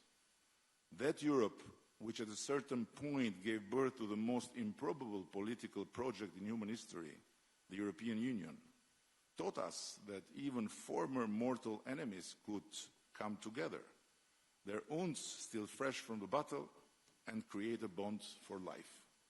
They turned old rivers of blood into new avenues of peace, agreeing that conflict could only be tamed through commerce, that free trade is essential to free minds, and that security comes not from increasing threats, but from expanding rights and equal opportunities. It was that Europe that taught us that in the midst of the most horrific conflicts, we must maintain some faith in the humanity of our enemies. Otherwise, as Immanuel Kant reminds us, when hostilities degenerate into a war of extermination, all justice is destroyed and perpetual peace becomes the burial ground of humankind. The enemies of peace should not drag us into the glorification of weapons. Here in the Balkans, we have survived war, bombs, territorial conflicts, destruction and disruption. It happened in our lifetimes, not in some distant black and white documentary archive. And we have learned that peace has no competitors. Perhaps that is why hope in that other Europe is greatest here. The most Euro-optimistic among all of us gathered today in this house live not in Paris or in Berlin, but in Tirana and Podgorica, where belief in the European ideal runs deep. We have survived economic collapse. We have survived migration and displacement. We have survived fake news even before the term was coined. And we have learned that cooperation has no losers. Perhaps that's why we believe that Europe remains the most fertile ground to turn the darker currents of history into shining paths of the future. Europe for us is as much a shared spiritual space as it is a mosaic of many different regions, languages, and religions. Perhaps that's why we feel the need, not just for new policies, but for a new kind of politics, one that redefines not only who we are, but how we are together among us and with the world. One that sees Europe not as a fortress to defend, nor as a museum to preserve, but as a shared soul to be protected, a shared destiny to be lived, and a shared future to be built. To do that, we must not only invest in defense and resilience, but in the hearts and minds that will carry forward Europe's soul, Europe's destiny, and Europe's future. And let me ask you, my very dear friends, why not imagine an EPC of education, of science, and artificial intelligence, and transnational lines beyond weaponry, a terrain of interconnected sources of knowledge, research, and innovation, where non-EU or not yet EU territories can become new frontiers for investments, free from bureaucracy, regulations, and fiscal burdens. A revival of what followed the fall of the Berlin Wall, when Western Europe discovered its eastern half, and investments flowed eastward, drawing the newcomers into the embrace of a free Europe and ushering the last sustained era of growth, of real growth in the old Europe, where high dividends returned from the investments in the new frontier. Let's give Europe's young people and start-uppers a better reason to stay than just talking about weapons and rearming. And let's give them a strong motivation to build and to dream on European soil, instead of looking and going far away to follow their dreams. Our struggle cannot be solely about resisting what others might do to us. It must also be about what we must do for ourselves, our children, and our Europe. It's not just about resisting destruction, this goes without saying, but it's about daring to build, to revive the wisdom of our history, and to strengthen the faith in our own human reason capabilities.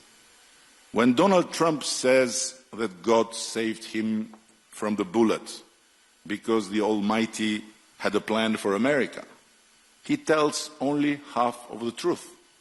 The other half is that God had a plan for Europe too. And it could not be more obvious. Europe, once again, has a God-given opportunity to reinvent itself.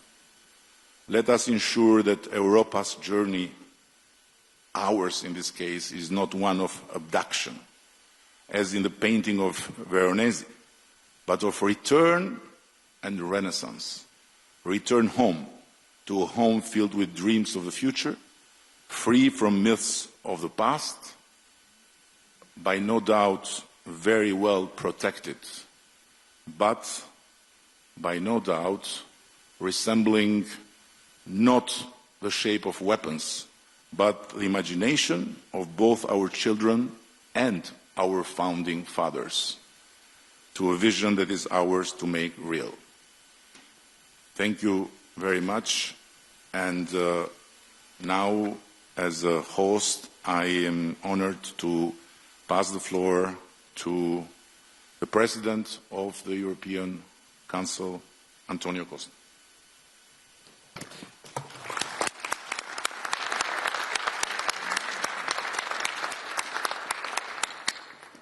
Well, first of all, thank you very much, dear Eddie, for your, it's true, rainy, but very warm, creative and inspirative welcome for this first EPC summit which takes place here in the Western Balkans.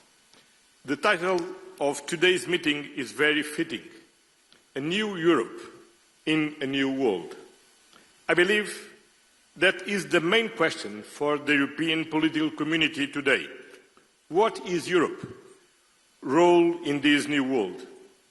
After the end of the Second World War, we built a new global order based on the United Nations Charter, international law, and increasing trade and cooperation. That international order was not perfect, but it provided a solid framework for peace and growing prosperity, especially here in Europe. Now, that rules-based order is being undermined from many sides. Russia's aggression against Ukraine brought large-scale war back to the European continent. This war is an assault on the international community, on all the principles we hold dear, like national sovereignty, the inviolability of international borders, and territorial integrity. The situation in Gaza is a humanitarian tragedy, where international law is systematically violated, where a whole people is being subjected to crushing disproportionate military force. For decades, international trade and economic cooperation connected peoples and spread mutual prosperity. Now that interdependency is being turned into an instrument of power and pressure. Multilateralism has been the glue connecting humanity with the United Nations at its core. Peace and security, climate change, human rights, all of these global issues can only be advanced if we act collectively. And yet, multilateralism is under relentless attack. Europe has an enormous stake in all of these areas. So our continent needs to join forces. Europe must succeed in bringing a just and lasting peace to Ukraine. International law must prevail, and we know, dear Volodymyr, that your security is also our security. Europe must also invest more in its own defense, because we have learned that peace without defense is an illusion. Europe must succeed in creating the conditions for a two-state solution in the Middle East, because continued neglect will not just undermine the stability of Europe's neighbourhood, it will fatally weaken our moral authority in the world. Europe must succeed in deepening and extending its networks of global trade and prosperity. We should never give in to the temptation of protectionism, but we should always aim for mutual beneficial partnerships and avoid a zero-sum mentality. Europe must succeed in defending multilateralism by leading on the implementation of the Pact for the Future, by upholding the Paris Agreement on climate change, by protecting the oceans like a global common good, and, of course, by remaining a staunch pillar of the United Nations. And Europe will succeed. I want to tell you today that the European Union is ready to play its full part in this new Europe, in the new world, working closely with all our European partners. The EU will remain a reliable partner, a predictable partner in European integration, in economic and energy cooperation, in security and defence, in protecting our climate. So, use the energy, the motivation, the faith of these children and the energy of our friend Edi Rama to get work together as Europeans. Thank you.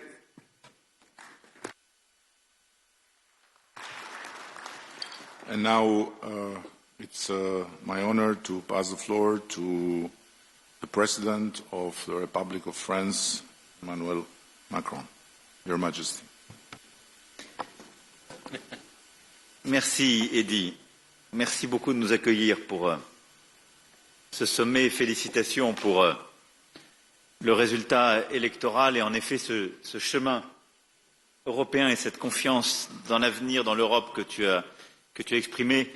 Merci et je suis heureux de retrouver ici tous et toutes pour ce 6e sommet de la communauté politique européenne et le premier dans la région des Balkans. Et donc merci pour l'immense hospitalité et aussi pour avoir rappelé que derrière le rêve européen et ce qui nous unit, l'Europe n'est pas simplement une géographie, mais elle est toujours une mythologie, un récit et une traversée.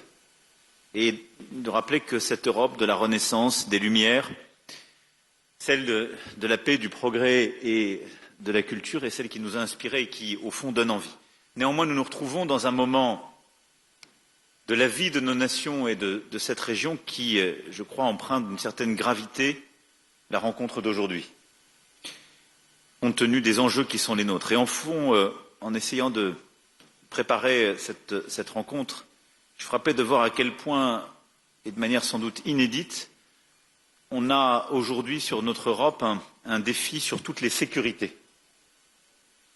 Et réunir cette Europe large, au-delà de l'Union européenne, réunir justement entre égaux tous les chefs d'État et de gouvernement et toutes les nations qui sont ici représentées, c'est essayer de donner une chance à notre grand continent de faire face aux défis qui sont les siens à travers l'unité. Et je pense que l'unité entre nous tous est indispensable aujourd'hui compte tenu des menaces et des risques de division qui pèsent sur le continent. Évidemment, la première sécurité est la sécurité géopolitique. Vous l'avez exprimé l'un et l'autre. Et les menaces de guerre, de division qui frappent l'Europe et qui parfois menacent sa propre unité. C'est d'abord évidemment la guerre d'agression russe en Ukraine. Et Volodymyr sait combien ici il a notre solidarité. Et je pense que la bataille que nous menons tous, que nous avons portée nos collectifs la semaine dernière avec Keir, Donald et Friedrich, la coalition des volontaires qui s'est constituée et unie beaucoup ici autour de cette table pour soutenir l'Ukraine est importante, d'abord pour obtenir le cessez-le-feu. Et si besoin était, je crois que les dernières heures ont montré à cet égard que la Russie n'avait pas envie de cessez-le-feu. Et que s'il n'y a pas une pression accrue des Européens et des Américains pour obtenir ce résultat, il ne sera pas spontané. Et au fond, la Russie veut reprendre des discussions qui sont connues, celles qui se sont tenues entre février et mai 2022, qui n'ont pas empêché les crimes de guerre à Boutcha et ailleurs et qui n'ont donné aucun résultat. Et nous devons pousser sur ce chemin et bâtir une paix juste et durable pour l'Ukraine. C'est aussi tout le travail qui est en train d'être finalisé et j'espère qu'il sera parachevé et qui permettra un traité de paix entre l'Arménie et l'Azerbaïdjan. Et je veux dire ici vraiment à Nicole et Ilham notre plein soutien à tous pour obtenir sur ce chemin la signature de ce traité de paix. C'est d'avancer sur des questions qui restent entre Belgrade et Pristina. C'est d'apporter notre soutien à la Moldavie, victime chaque jour des ingérences russes. Et c'est rappeler l'importance d'échéances électorales en cours qui, là aussi, on le sait très bien, font l'objet de telles ingérences. Et enfin, comme vient de le dire Antonio, c'est nous coordonner pour apporter une réponse tous ensemble à la situation humanitaire inacceptable à Gaza, obtenir là aussi un cessez-le-feu immédiat, une réponse humanitaire, puis une réponse politique, qui est la seule possibilité d'avoir un chemin qui est clé pour l'unité de nos pays et les principes que nous défendons, mais qui est aussi le seul moyen, au vu du reste du monde, d'être compris sur ce que nous faisons sur l'Ukraine. Et je ne compare aucune situation, mais je veux insister pour nous tous sur cela.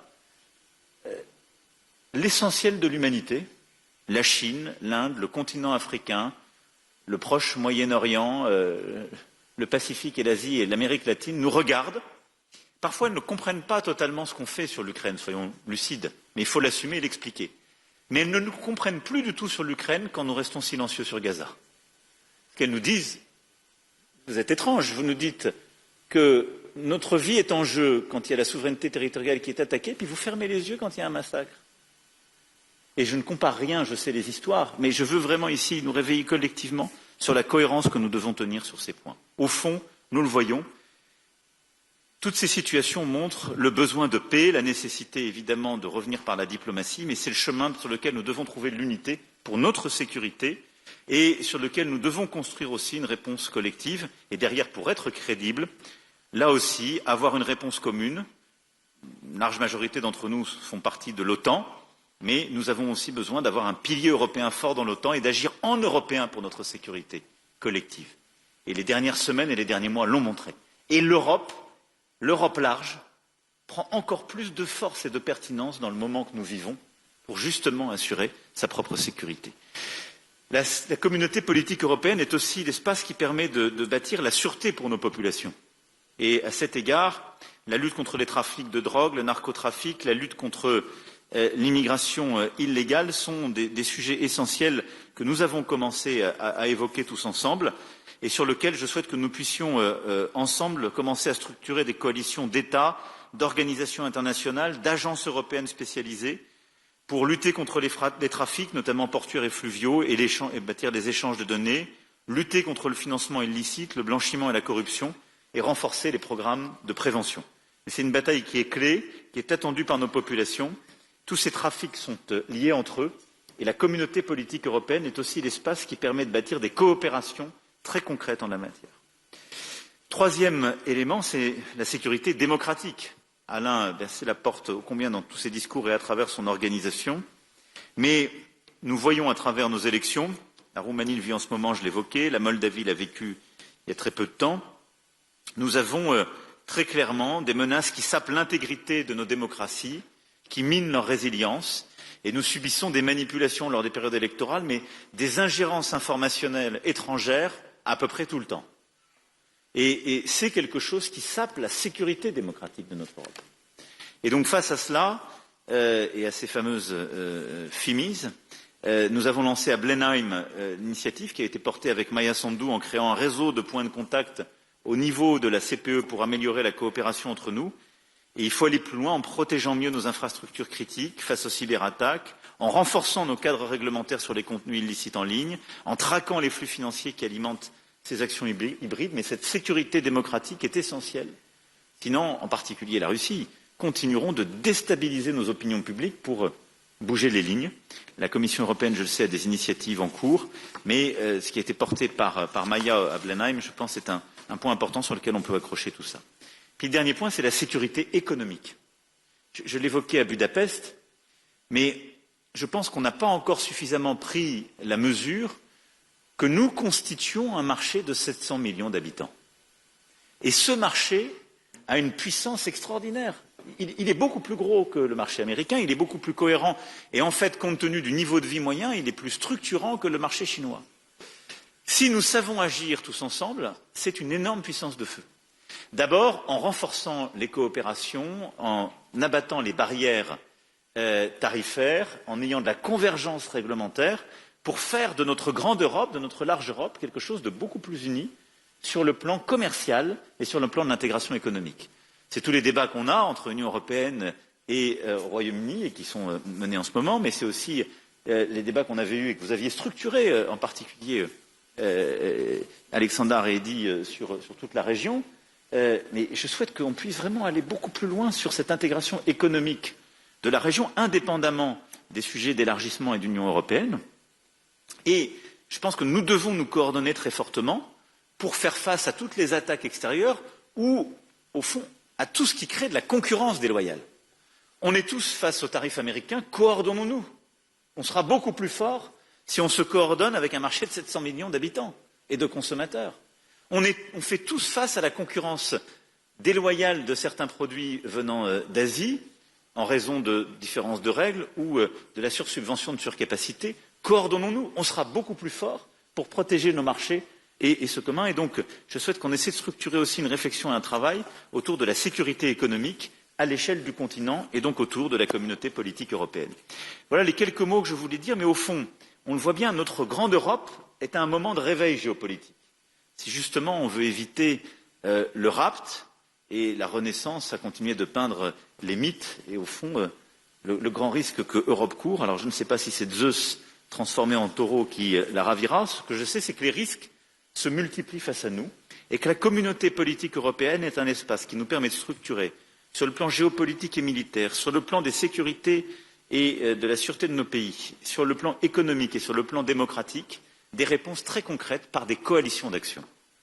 Et donc pour ça, je pense qu'il est temps, comme ça avait été proposé par Victor et comme Eddy l'a suivi, en effet de formaliser par un secrétariat léger une équipe de coordination de soutien pour suivre les projets concrets de la CPE, qui pourrait être assurée par la troïka des présidences et le président du Conseil européen, et du coup à chaque fois de pouvoir prévoir les 2 présidences à venir, ce qui permettrait d'avoir en permanence des troïkas et un suivi des projets que nous lançons dans ce cadre. En tout cas, Eddy, merci de nous permettre de nous retrouver à Tirana et merci pour l'hospitalité et l'amour lyrique de notre Europe que tu portes.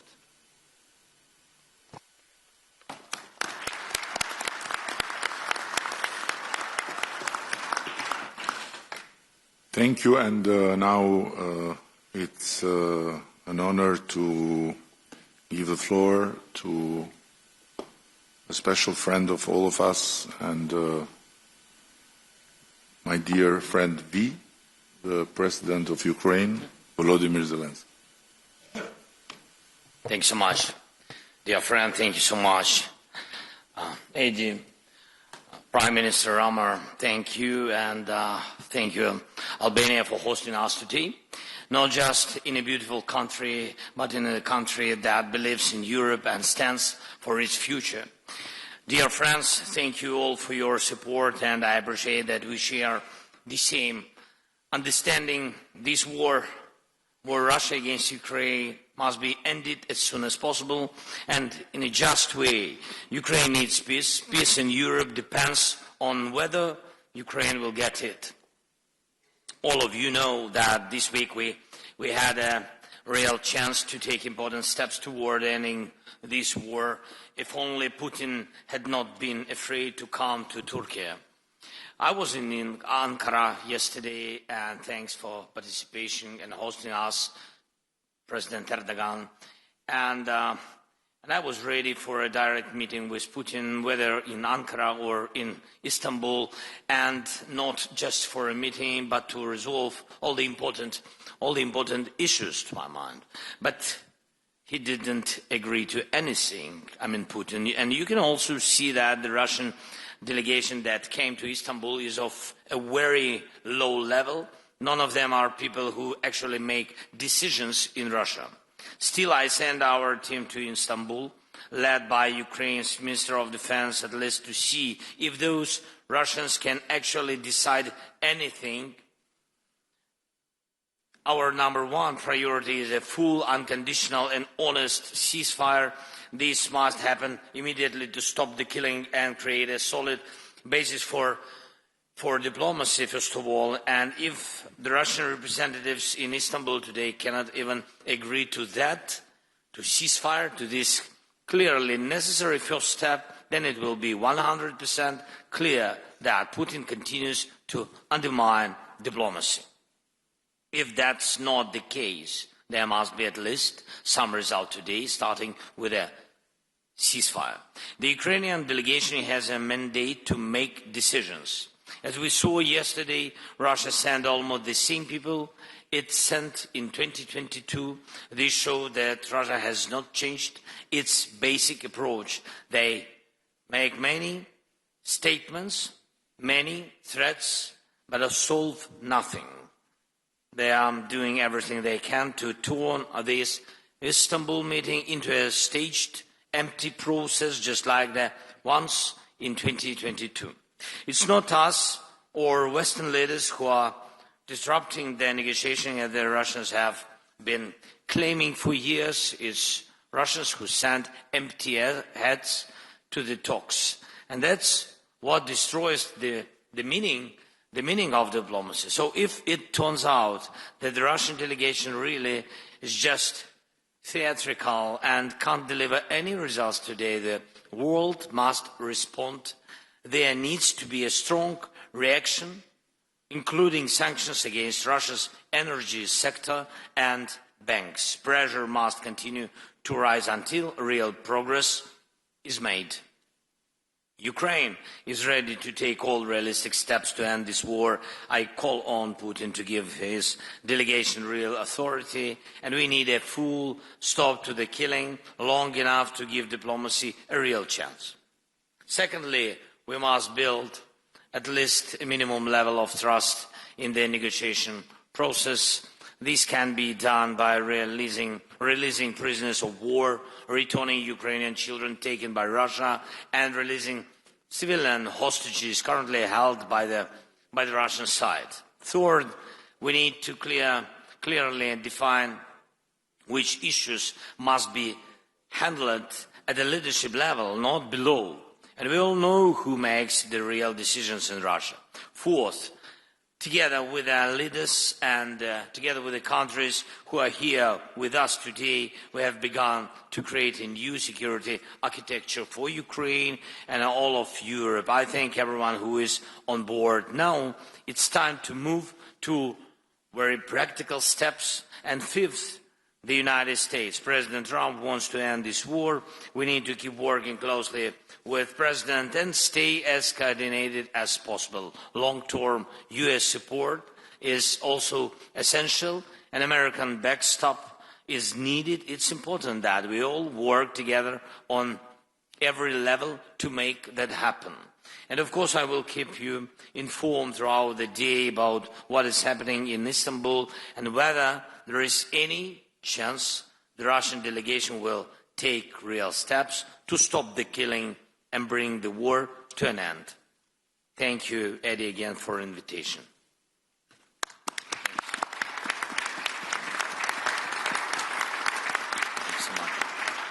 Thank you so much, and it's a particular honor to have here with us, and always a special guest in Albania, the President of Turkey, Recep Tayyip Erdogan. Mr. President, you have the floor.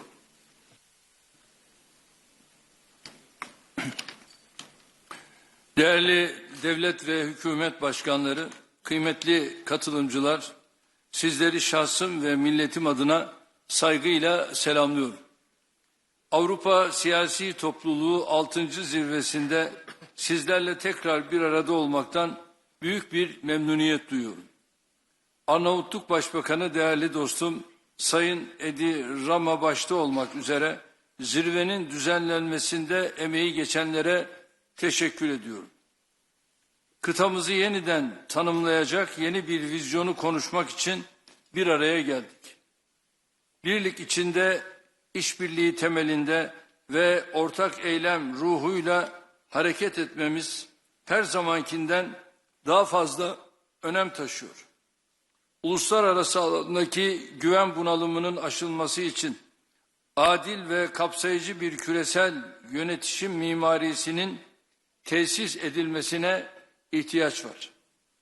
Güvenliğin bölünmezliği ve refahın daha hakkaniyetli paylaşılması ilkeleri üzerinde bina edilecek bu dönüşümü bizler Avrupa kıtası olarak öncelikle kendi evimizde başlatmalıyız. savunma sanayi, enerji, ulaştırma koridorları ve bağlantısallık, arz ve tedarik zincirleri, dijital piyasalar ve kritik mineraller gibi muazzam işbirliği potansiyeline sahip olduğumuz birçok alan bulunuyor. Avrupa güvenliğinin geleceğini istişare ettiğimiz bu kritik dönemde Avrupa Birliği'nin kendi savunma sanayisini geliştirmesine yönelik gayretler faydalıdır. Bu çabaların NATO'nun merkezi rolünü aşındırmayacak şekilde birlik üyesi olmayan müttefikleri de kapsaması gerektiğini düşünüyoruz. ReArm ve SAFE gibi girişimlerin bu anlayışla yürütülmesinin Avrupa güvenliğinin hayrına olacağına inanıyoruz. Geçmişte Avrupa'da yaşanan birçok savaş ve ihtilaf bize göstermiştir ki savunma ve güvenlik gibi son derece hayati olan konularda bölündükçe zayıflıyoruz, birleştikçe güçleniyoruz. Kıymetli dostlar, ortak geleceğimizi düşünürken hiç şüphesiz ekonomik güvenliğimizi teminat altına alacak adımları da istişare etmemiz gerekiyor. Türkiye 1,3 trilyon dolar ekonomik büyüklüğü, 85 milyonu aşan genç ve dinamik nüfusu, rekabetçi sanayisi ve büyük tüketim pazarlarına doğrudan erişimiyle kritik önemdedir. Avrupa Birliği ile gümrük birliğimizin güncellenmesinin, tedarik zincirlerinin güvenliğine katkı sunacağı kanaatindeyiz. Ayrıca bu adımın otomotiv, ilaç, savunma sanayi gibi kritik sektörlerde ortak üretim ve yatırım imkanlarının önünü açacağına inanıyoruz. İnsanlarımızın ve dolayısıyla mal, hizmet ve sermayenin hareketliliğini kısıtlayan Schengen gibi vize uygulamalarının da gözden geçirilmesi şart.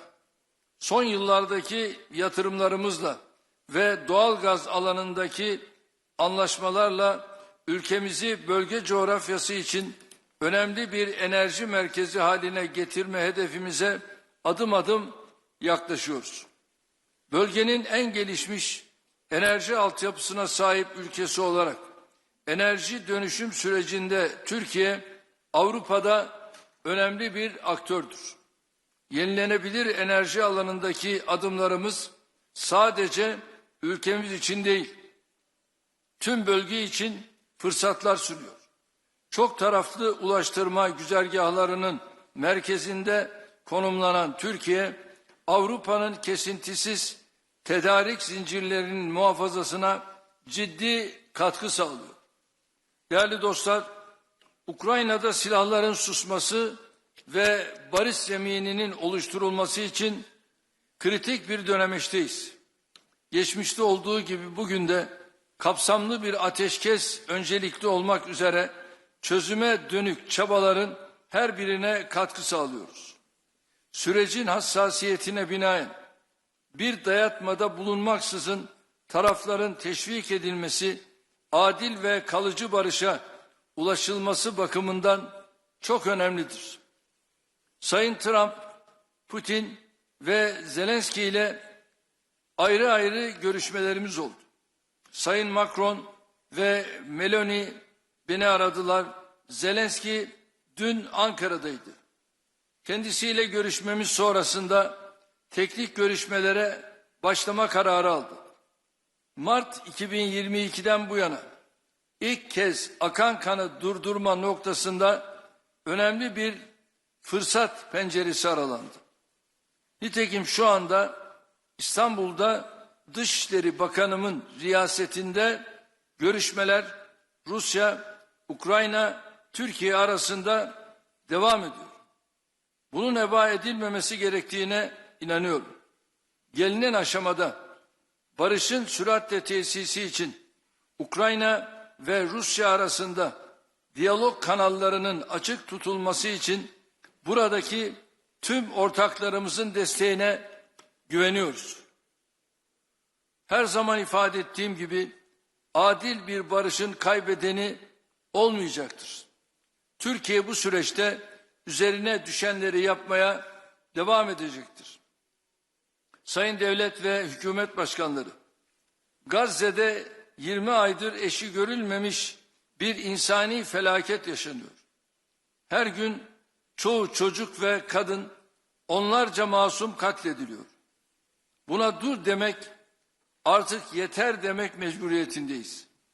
Netanyahu'nun uzlaşmaz, saldırgan ve kibirli tutumu Gazze ile birlikte tüm bölgemizi, burada yaşayan farklı inançlardan insanları da tehlikeye atıyor.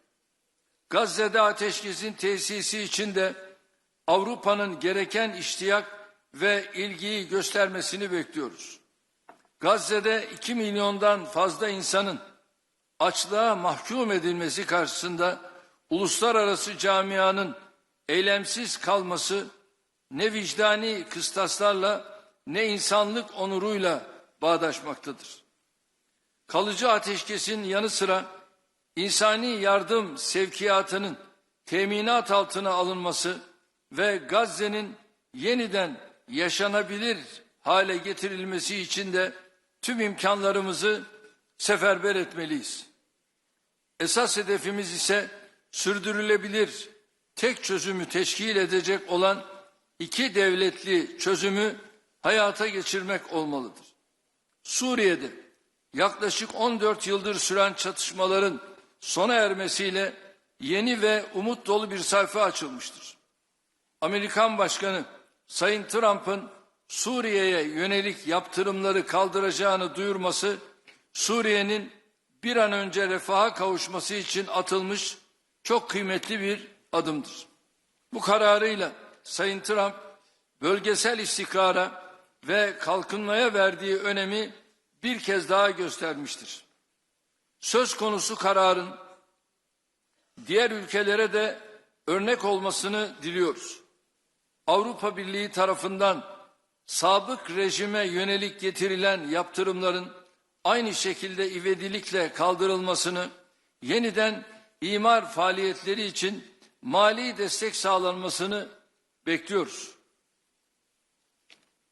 Elbette bu destek ülke dışındaki Suriyelilerin gönüllü, onurlu ve güvenli geri dönüşlerini de hızlandırıcı bir etki yapacaktır. Kıymetli devlet ve hükümet başkanları, belirsizliklerin arttığı mevcut ortam bizleri ortak çözümler etrafında kenetlenmeye mecbur kılıyor.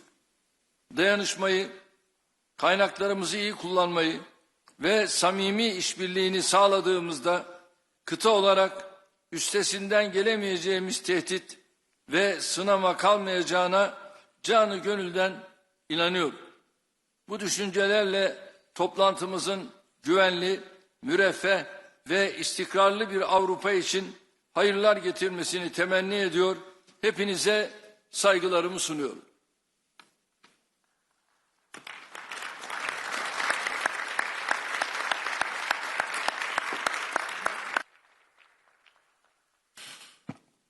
Thank you very much.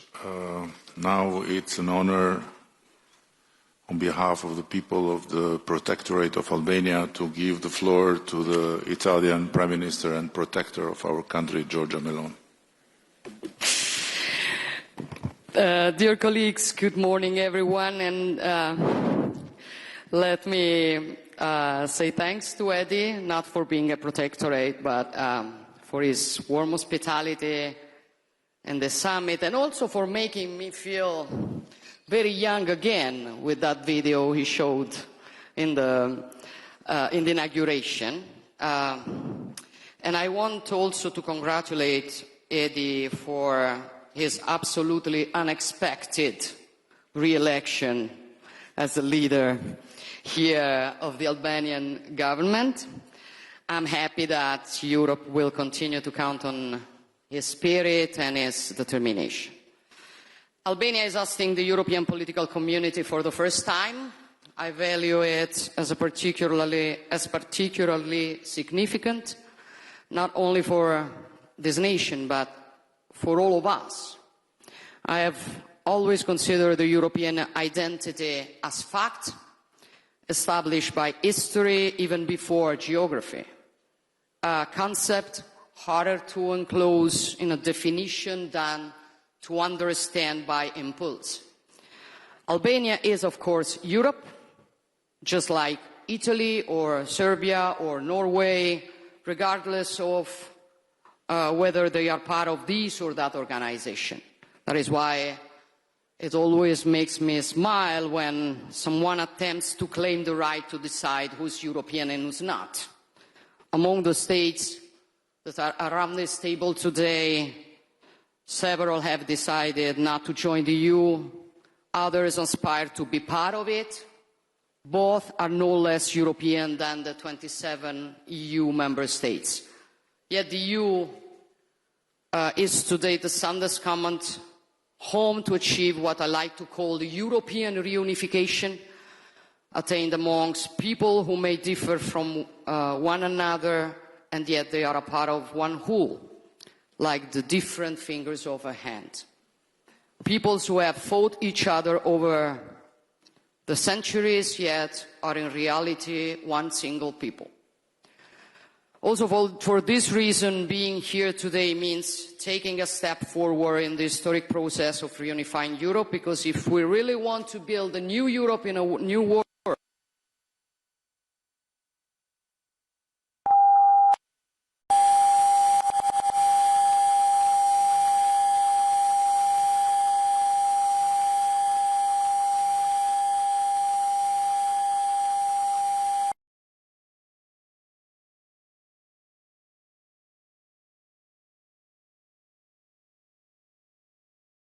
two lungs of Europe.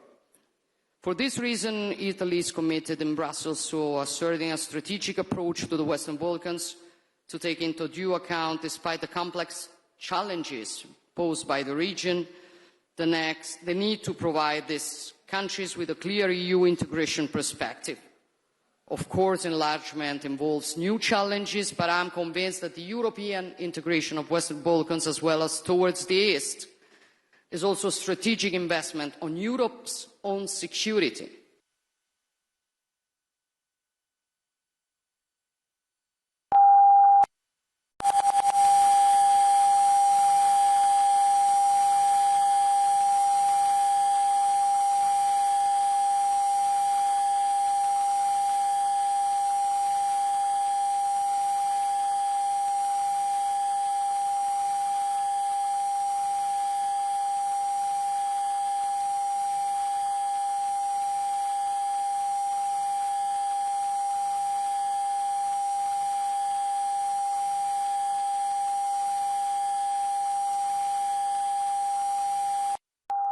Like a domino, to reigniting or detonating other crisis hotbeds.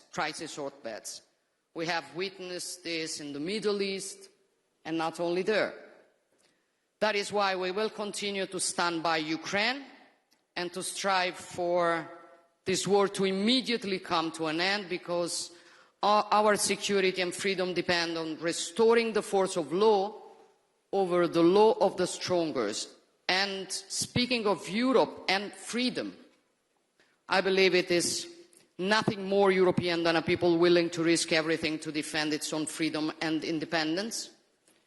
Every day, the heroism and tenacity of the Ukrainian people reminds us what Europe is and what the deepest aspect of our common identity is: freedom. We defend our freedom and we want peace. Volodymyr and the Ukrainian people want peace, and we newly witnessed it yesterday. The world saw who was really willing to sit at a negotiation table and who was not. And this shows also with respect to certain propaganda who looks for peace and who doesn't.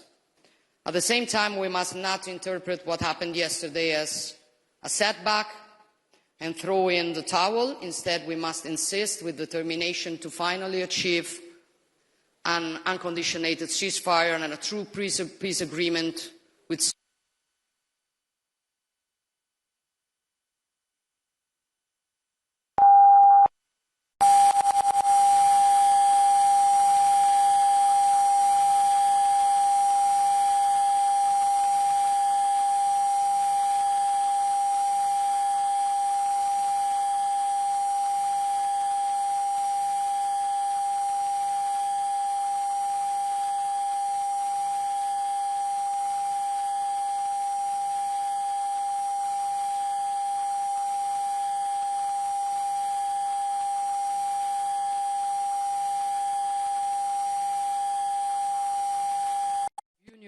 most European states, if not for protecting what we are and what we want to continue to be in the coming decades and centuries in such a fast-changing world. Because if Europe sometimes proves unable to face the great challenges, it is no one else's fault. It is our responsibility. And it is up to us to choose whether to go along a decline or instead fight it. And if we decide to fight it, first of all, we need to regain awareness, which is mainly awareness of who we are, what the European civilization is, of the great achievements it has accomplished across the history of humankind. A synthesis of values resulting from the encounter between Greek philosophy, Roman law, Christian humanism, a synthesis of values that allowed European civilization to conceive a world in which the person is central, life is sacred, and human beings are free and equal. A civilization that respects the identities of the others without denying its own, and that builds peace where instead others see destruction. We are this. We are this before everything. And I think we have, first of all, to remember it every day if we want to build a Europe up to the role received from history. Thank you.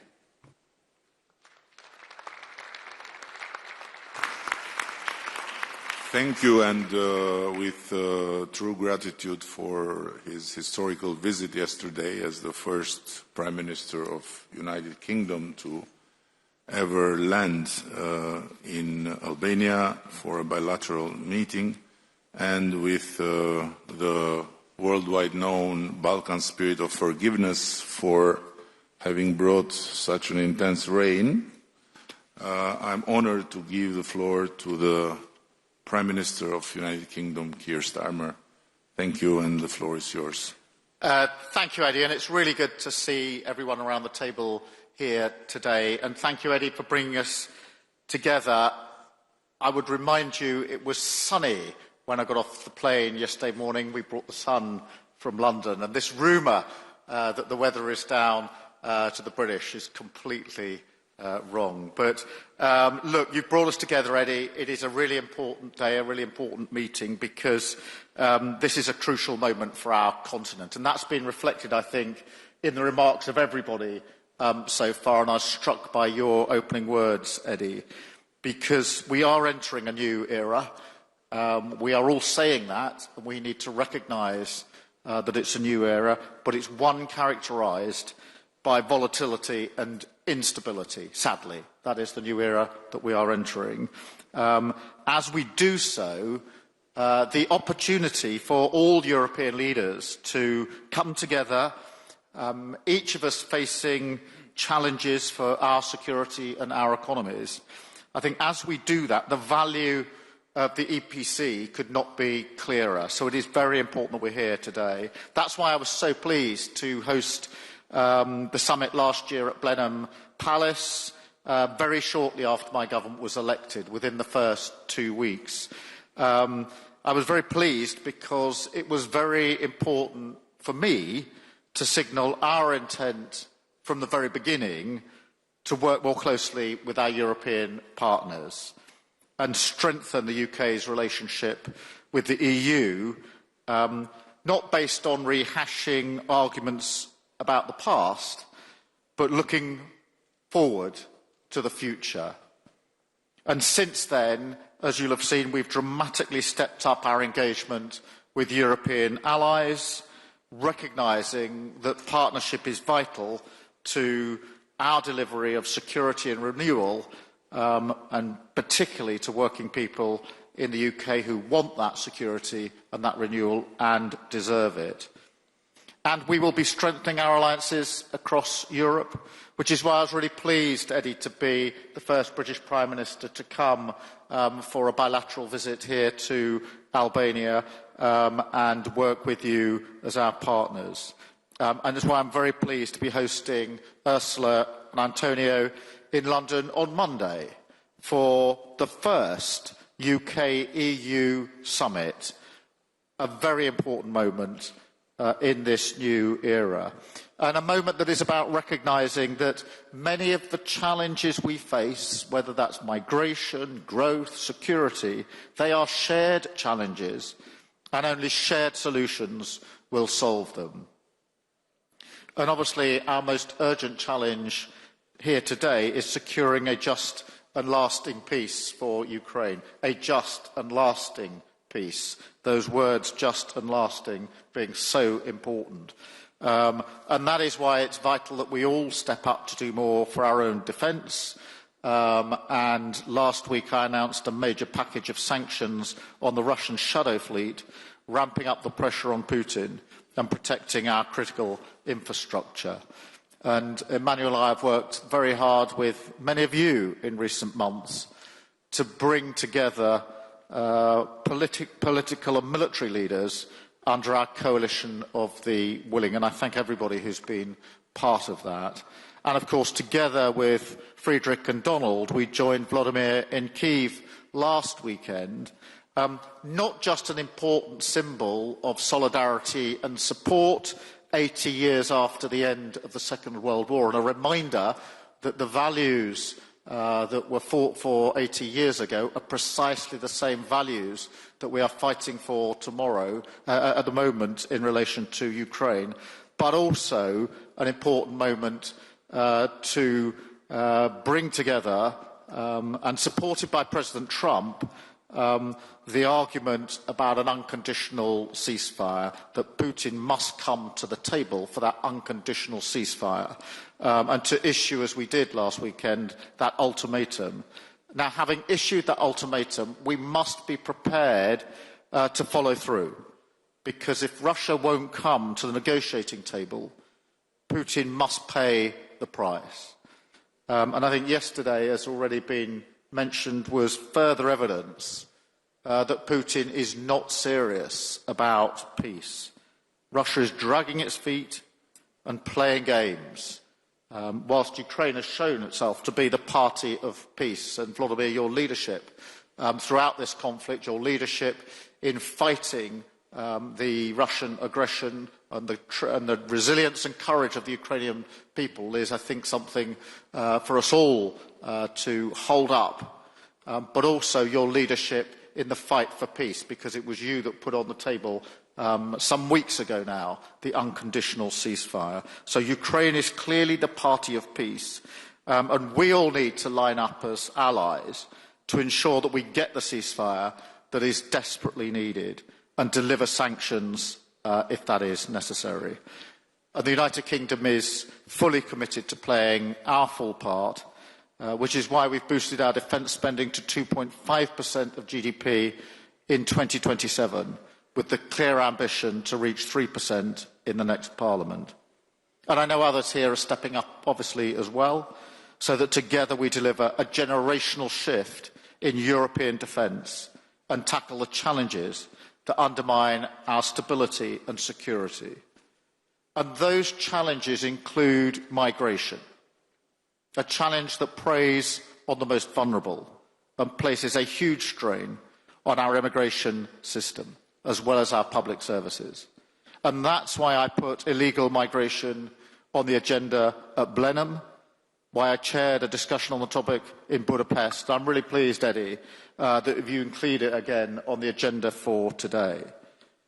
Because the truth is, this is a challenge that crosses our borders, a challenge we have to confront together. All of our citizens want an immigration system that is fair and that works for the national interest. And now is the time to work together to secure our shared borders.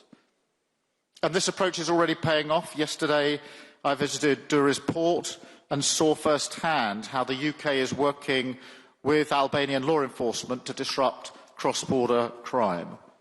And in March, I hosted the first major international summit to tackle organised immigration crime, highlighting work with European partners that is already driving results. But now is the time to do more across the board on immigration, national security, and we all know it's absolutely critical to our economic security as well. So in a new era for trade and the economy, We will increase our resilience, strengthen our alliances, and reduce barriers to trade with our allies around the world and across Europe.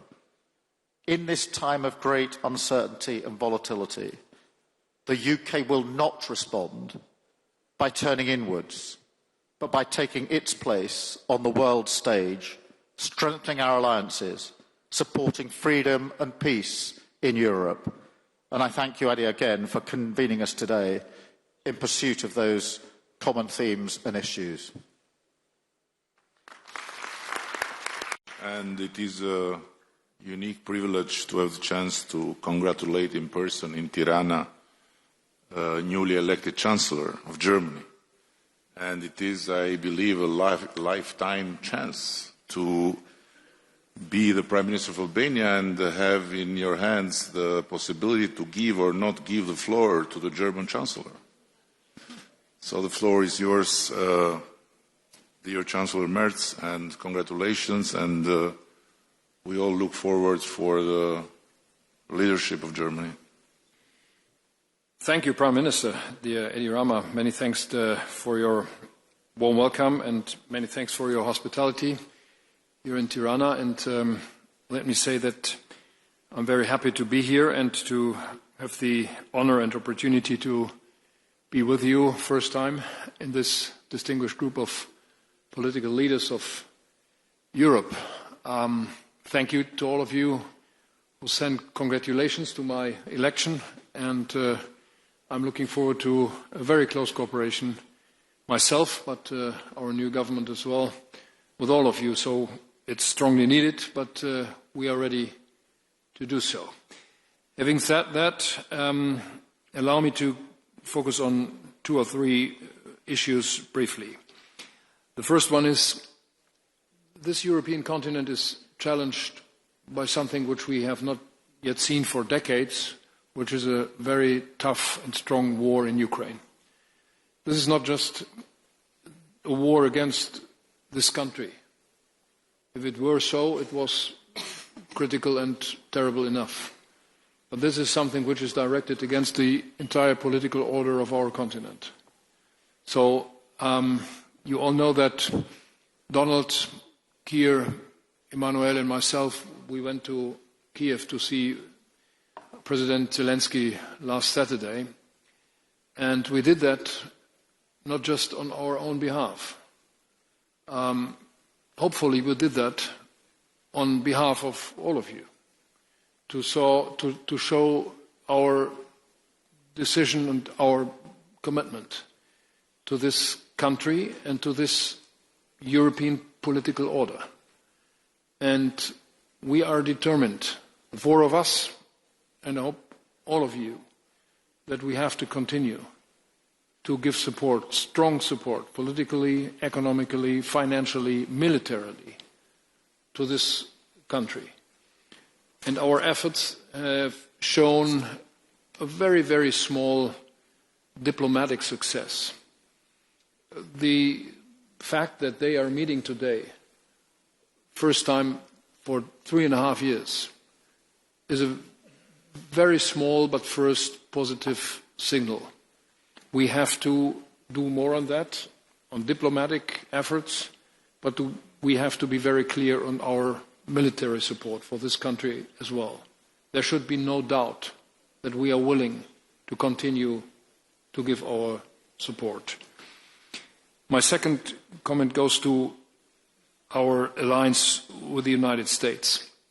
You know that my country is extremely grateful for what the Americans did after the Second World War. And we honored that several times in the last decade, especially last week when we celebrated or when we thought about the 80 years of freedom and peace in Europe. I think that we have to undertake all efforts what we can to keep the Americans on our side. We cannot substitute or replace what the Americans still do for us in Europe, on our continent, and for our peace and freedom. We are faced with migration, and Keir Starmer mentioned that already. So let me give just one brief remark on us. We are faced with migration threats for a decade now. We are trying to resolve that. We will do anything what we can do jointly with the European Union, but we have to do something on our own. All what we are doing is in line with European law, and we are trying to coordinate our efforts with all our neighbors. And we are not willing to do anything what is giving new threats to you. But let's do it strictly, jointly, and efficiently. Third remark goes to our military procurement. We are all willing to spend more on military and on defense. That's true and necessary. But I have one demand. Don't let us talk about money only.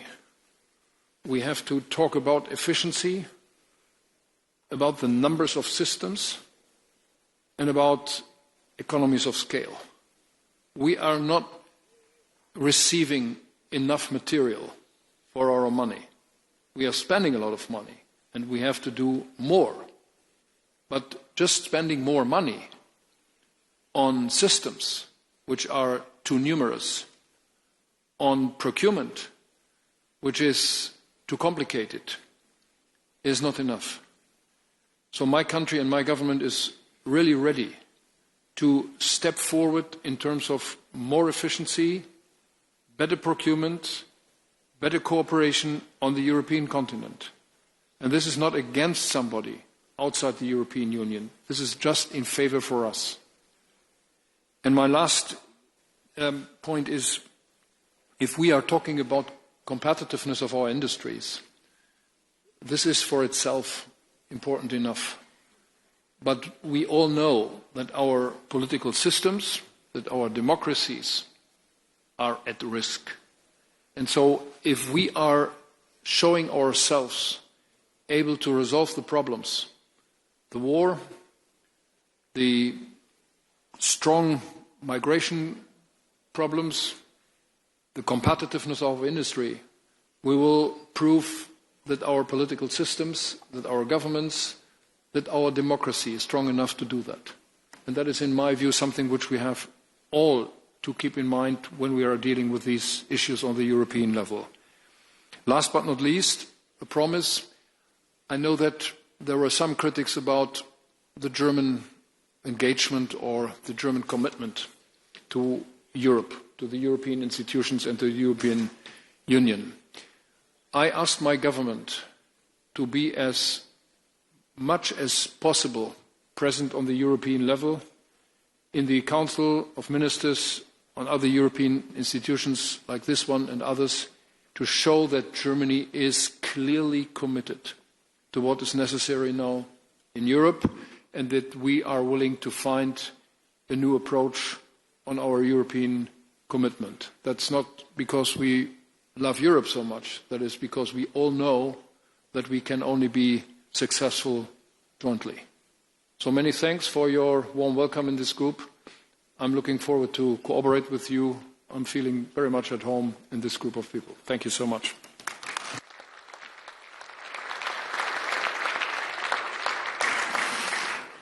And now I believe that you would agree with me that nobody better than our Commission President, Ursula von der Leyen, can be trusted with the final word of this opening session.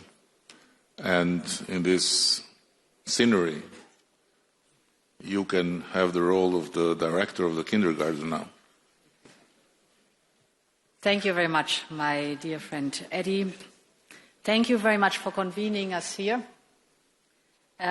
Outstanding again, as we know you. And indeed, many of you said that the changes we are living through are historic, without any question.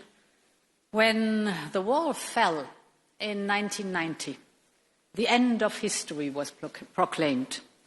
And you all remember that we assumed that economic and political freedom would eventually converge and that this would unite people.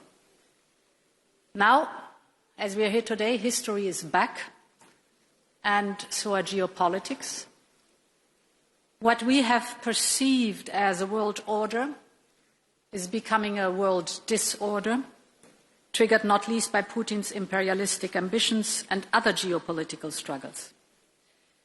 In recent years, and just as we spoke here, Emmanuel, the need for a wake-up call for Europe has often been articulated. Well, today Europe is awake, wide awake. And we know that we must leap forward. We have to close the innovation gap. Eddie, you mentioned it. We have to boost our competitiveness. We have to build our own resilience. And we have to widen and deepen the network of partnerships that we have around the world.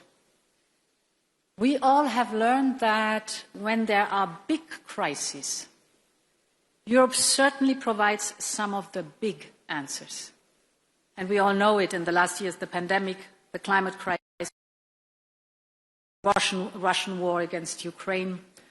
All these are serious crises that have really challenged us, but Europe has emerged bigger and stronger from every crisis. Europe has moved closer together in the face of these turning points in history. And Europe has stood united in its unwavering support to Ukraine. Because we should not forget, this is also why the European political community has been founded and created, to rally around Ukraine in the face of Russia's aggression and to preserve peace on the continent, while Russia has left Europe. The mere fact that we are sitting here today, together, with you, Volodymyr, is proof of our ironclad unity. For 3 long years now, we have demonstrated our unity, our resolve, and even greater cooperation to defend the sovereignty of Ukraine, to find a path towards a peace settlement, and strong security guarantees for Ukraine. And all along the way, most members of the EPC supported hard-hitting sanctions on Russia, and these sanctions are biting. Russia's oil and gas revenues have fallen by almost 80% compared to before the war.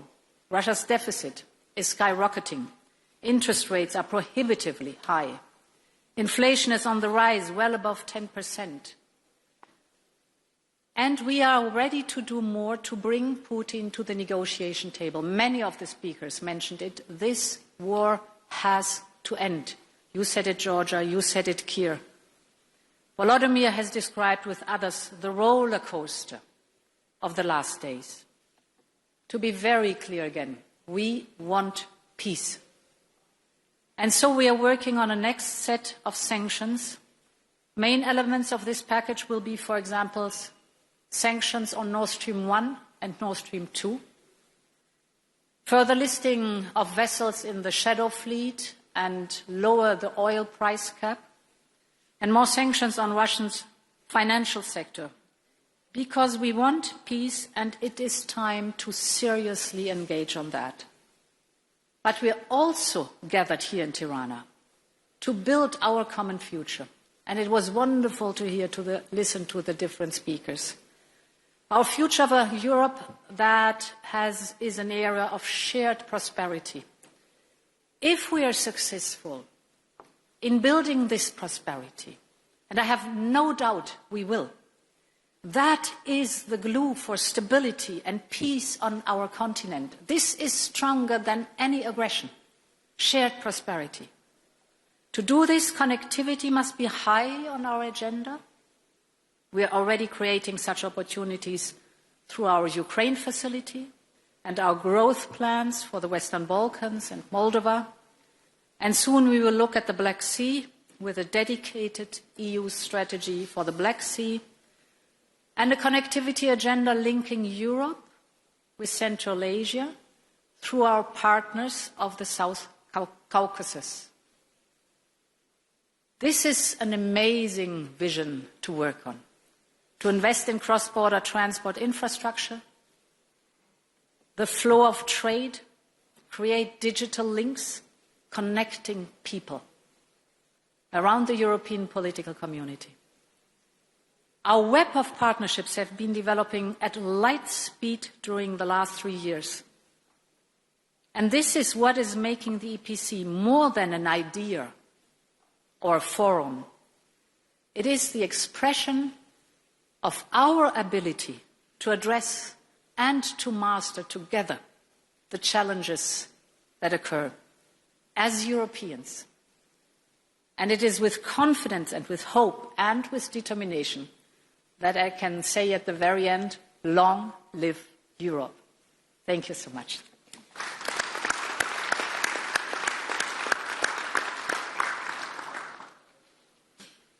Thank you, and I want to share with you that in our first common law, written in Middle Age, there is a very fundamental chapter about hospitality.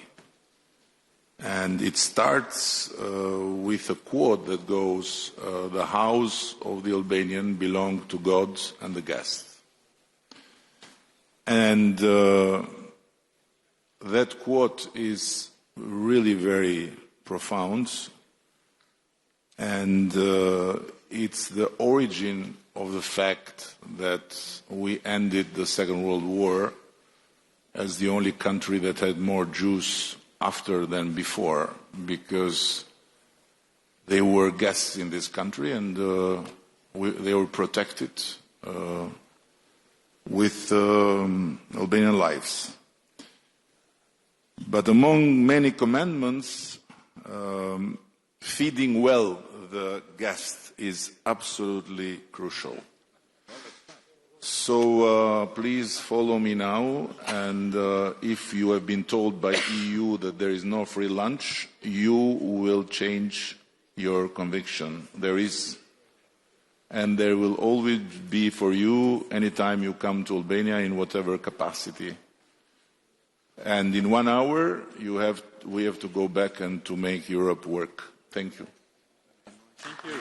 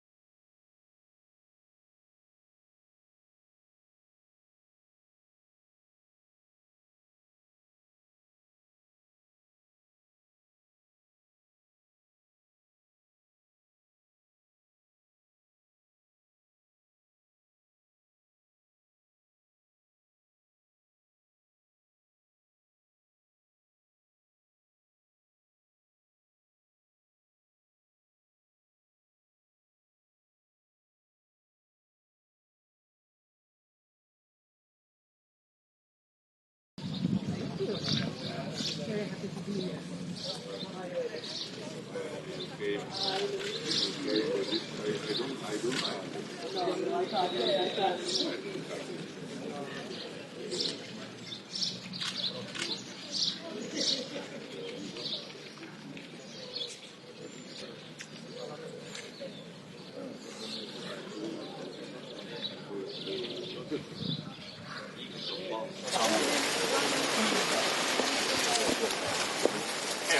It is extremely important that we have the first ever European Political Community Summit here in the Western Balkans, where we will be as unequivocal as ever that we consider enlargement to be a win-win, both for the countries that are seeking to join, but also for the countries that are already in the European Union, because the European Union is not just a political community or an economic community, but can be truly a global strategic player. And we have always been the firmest.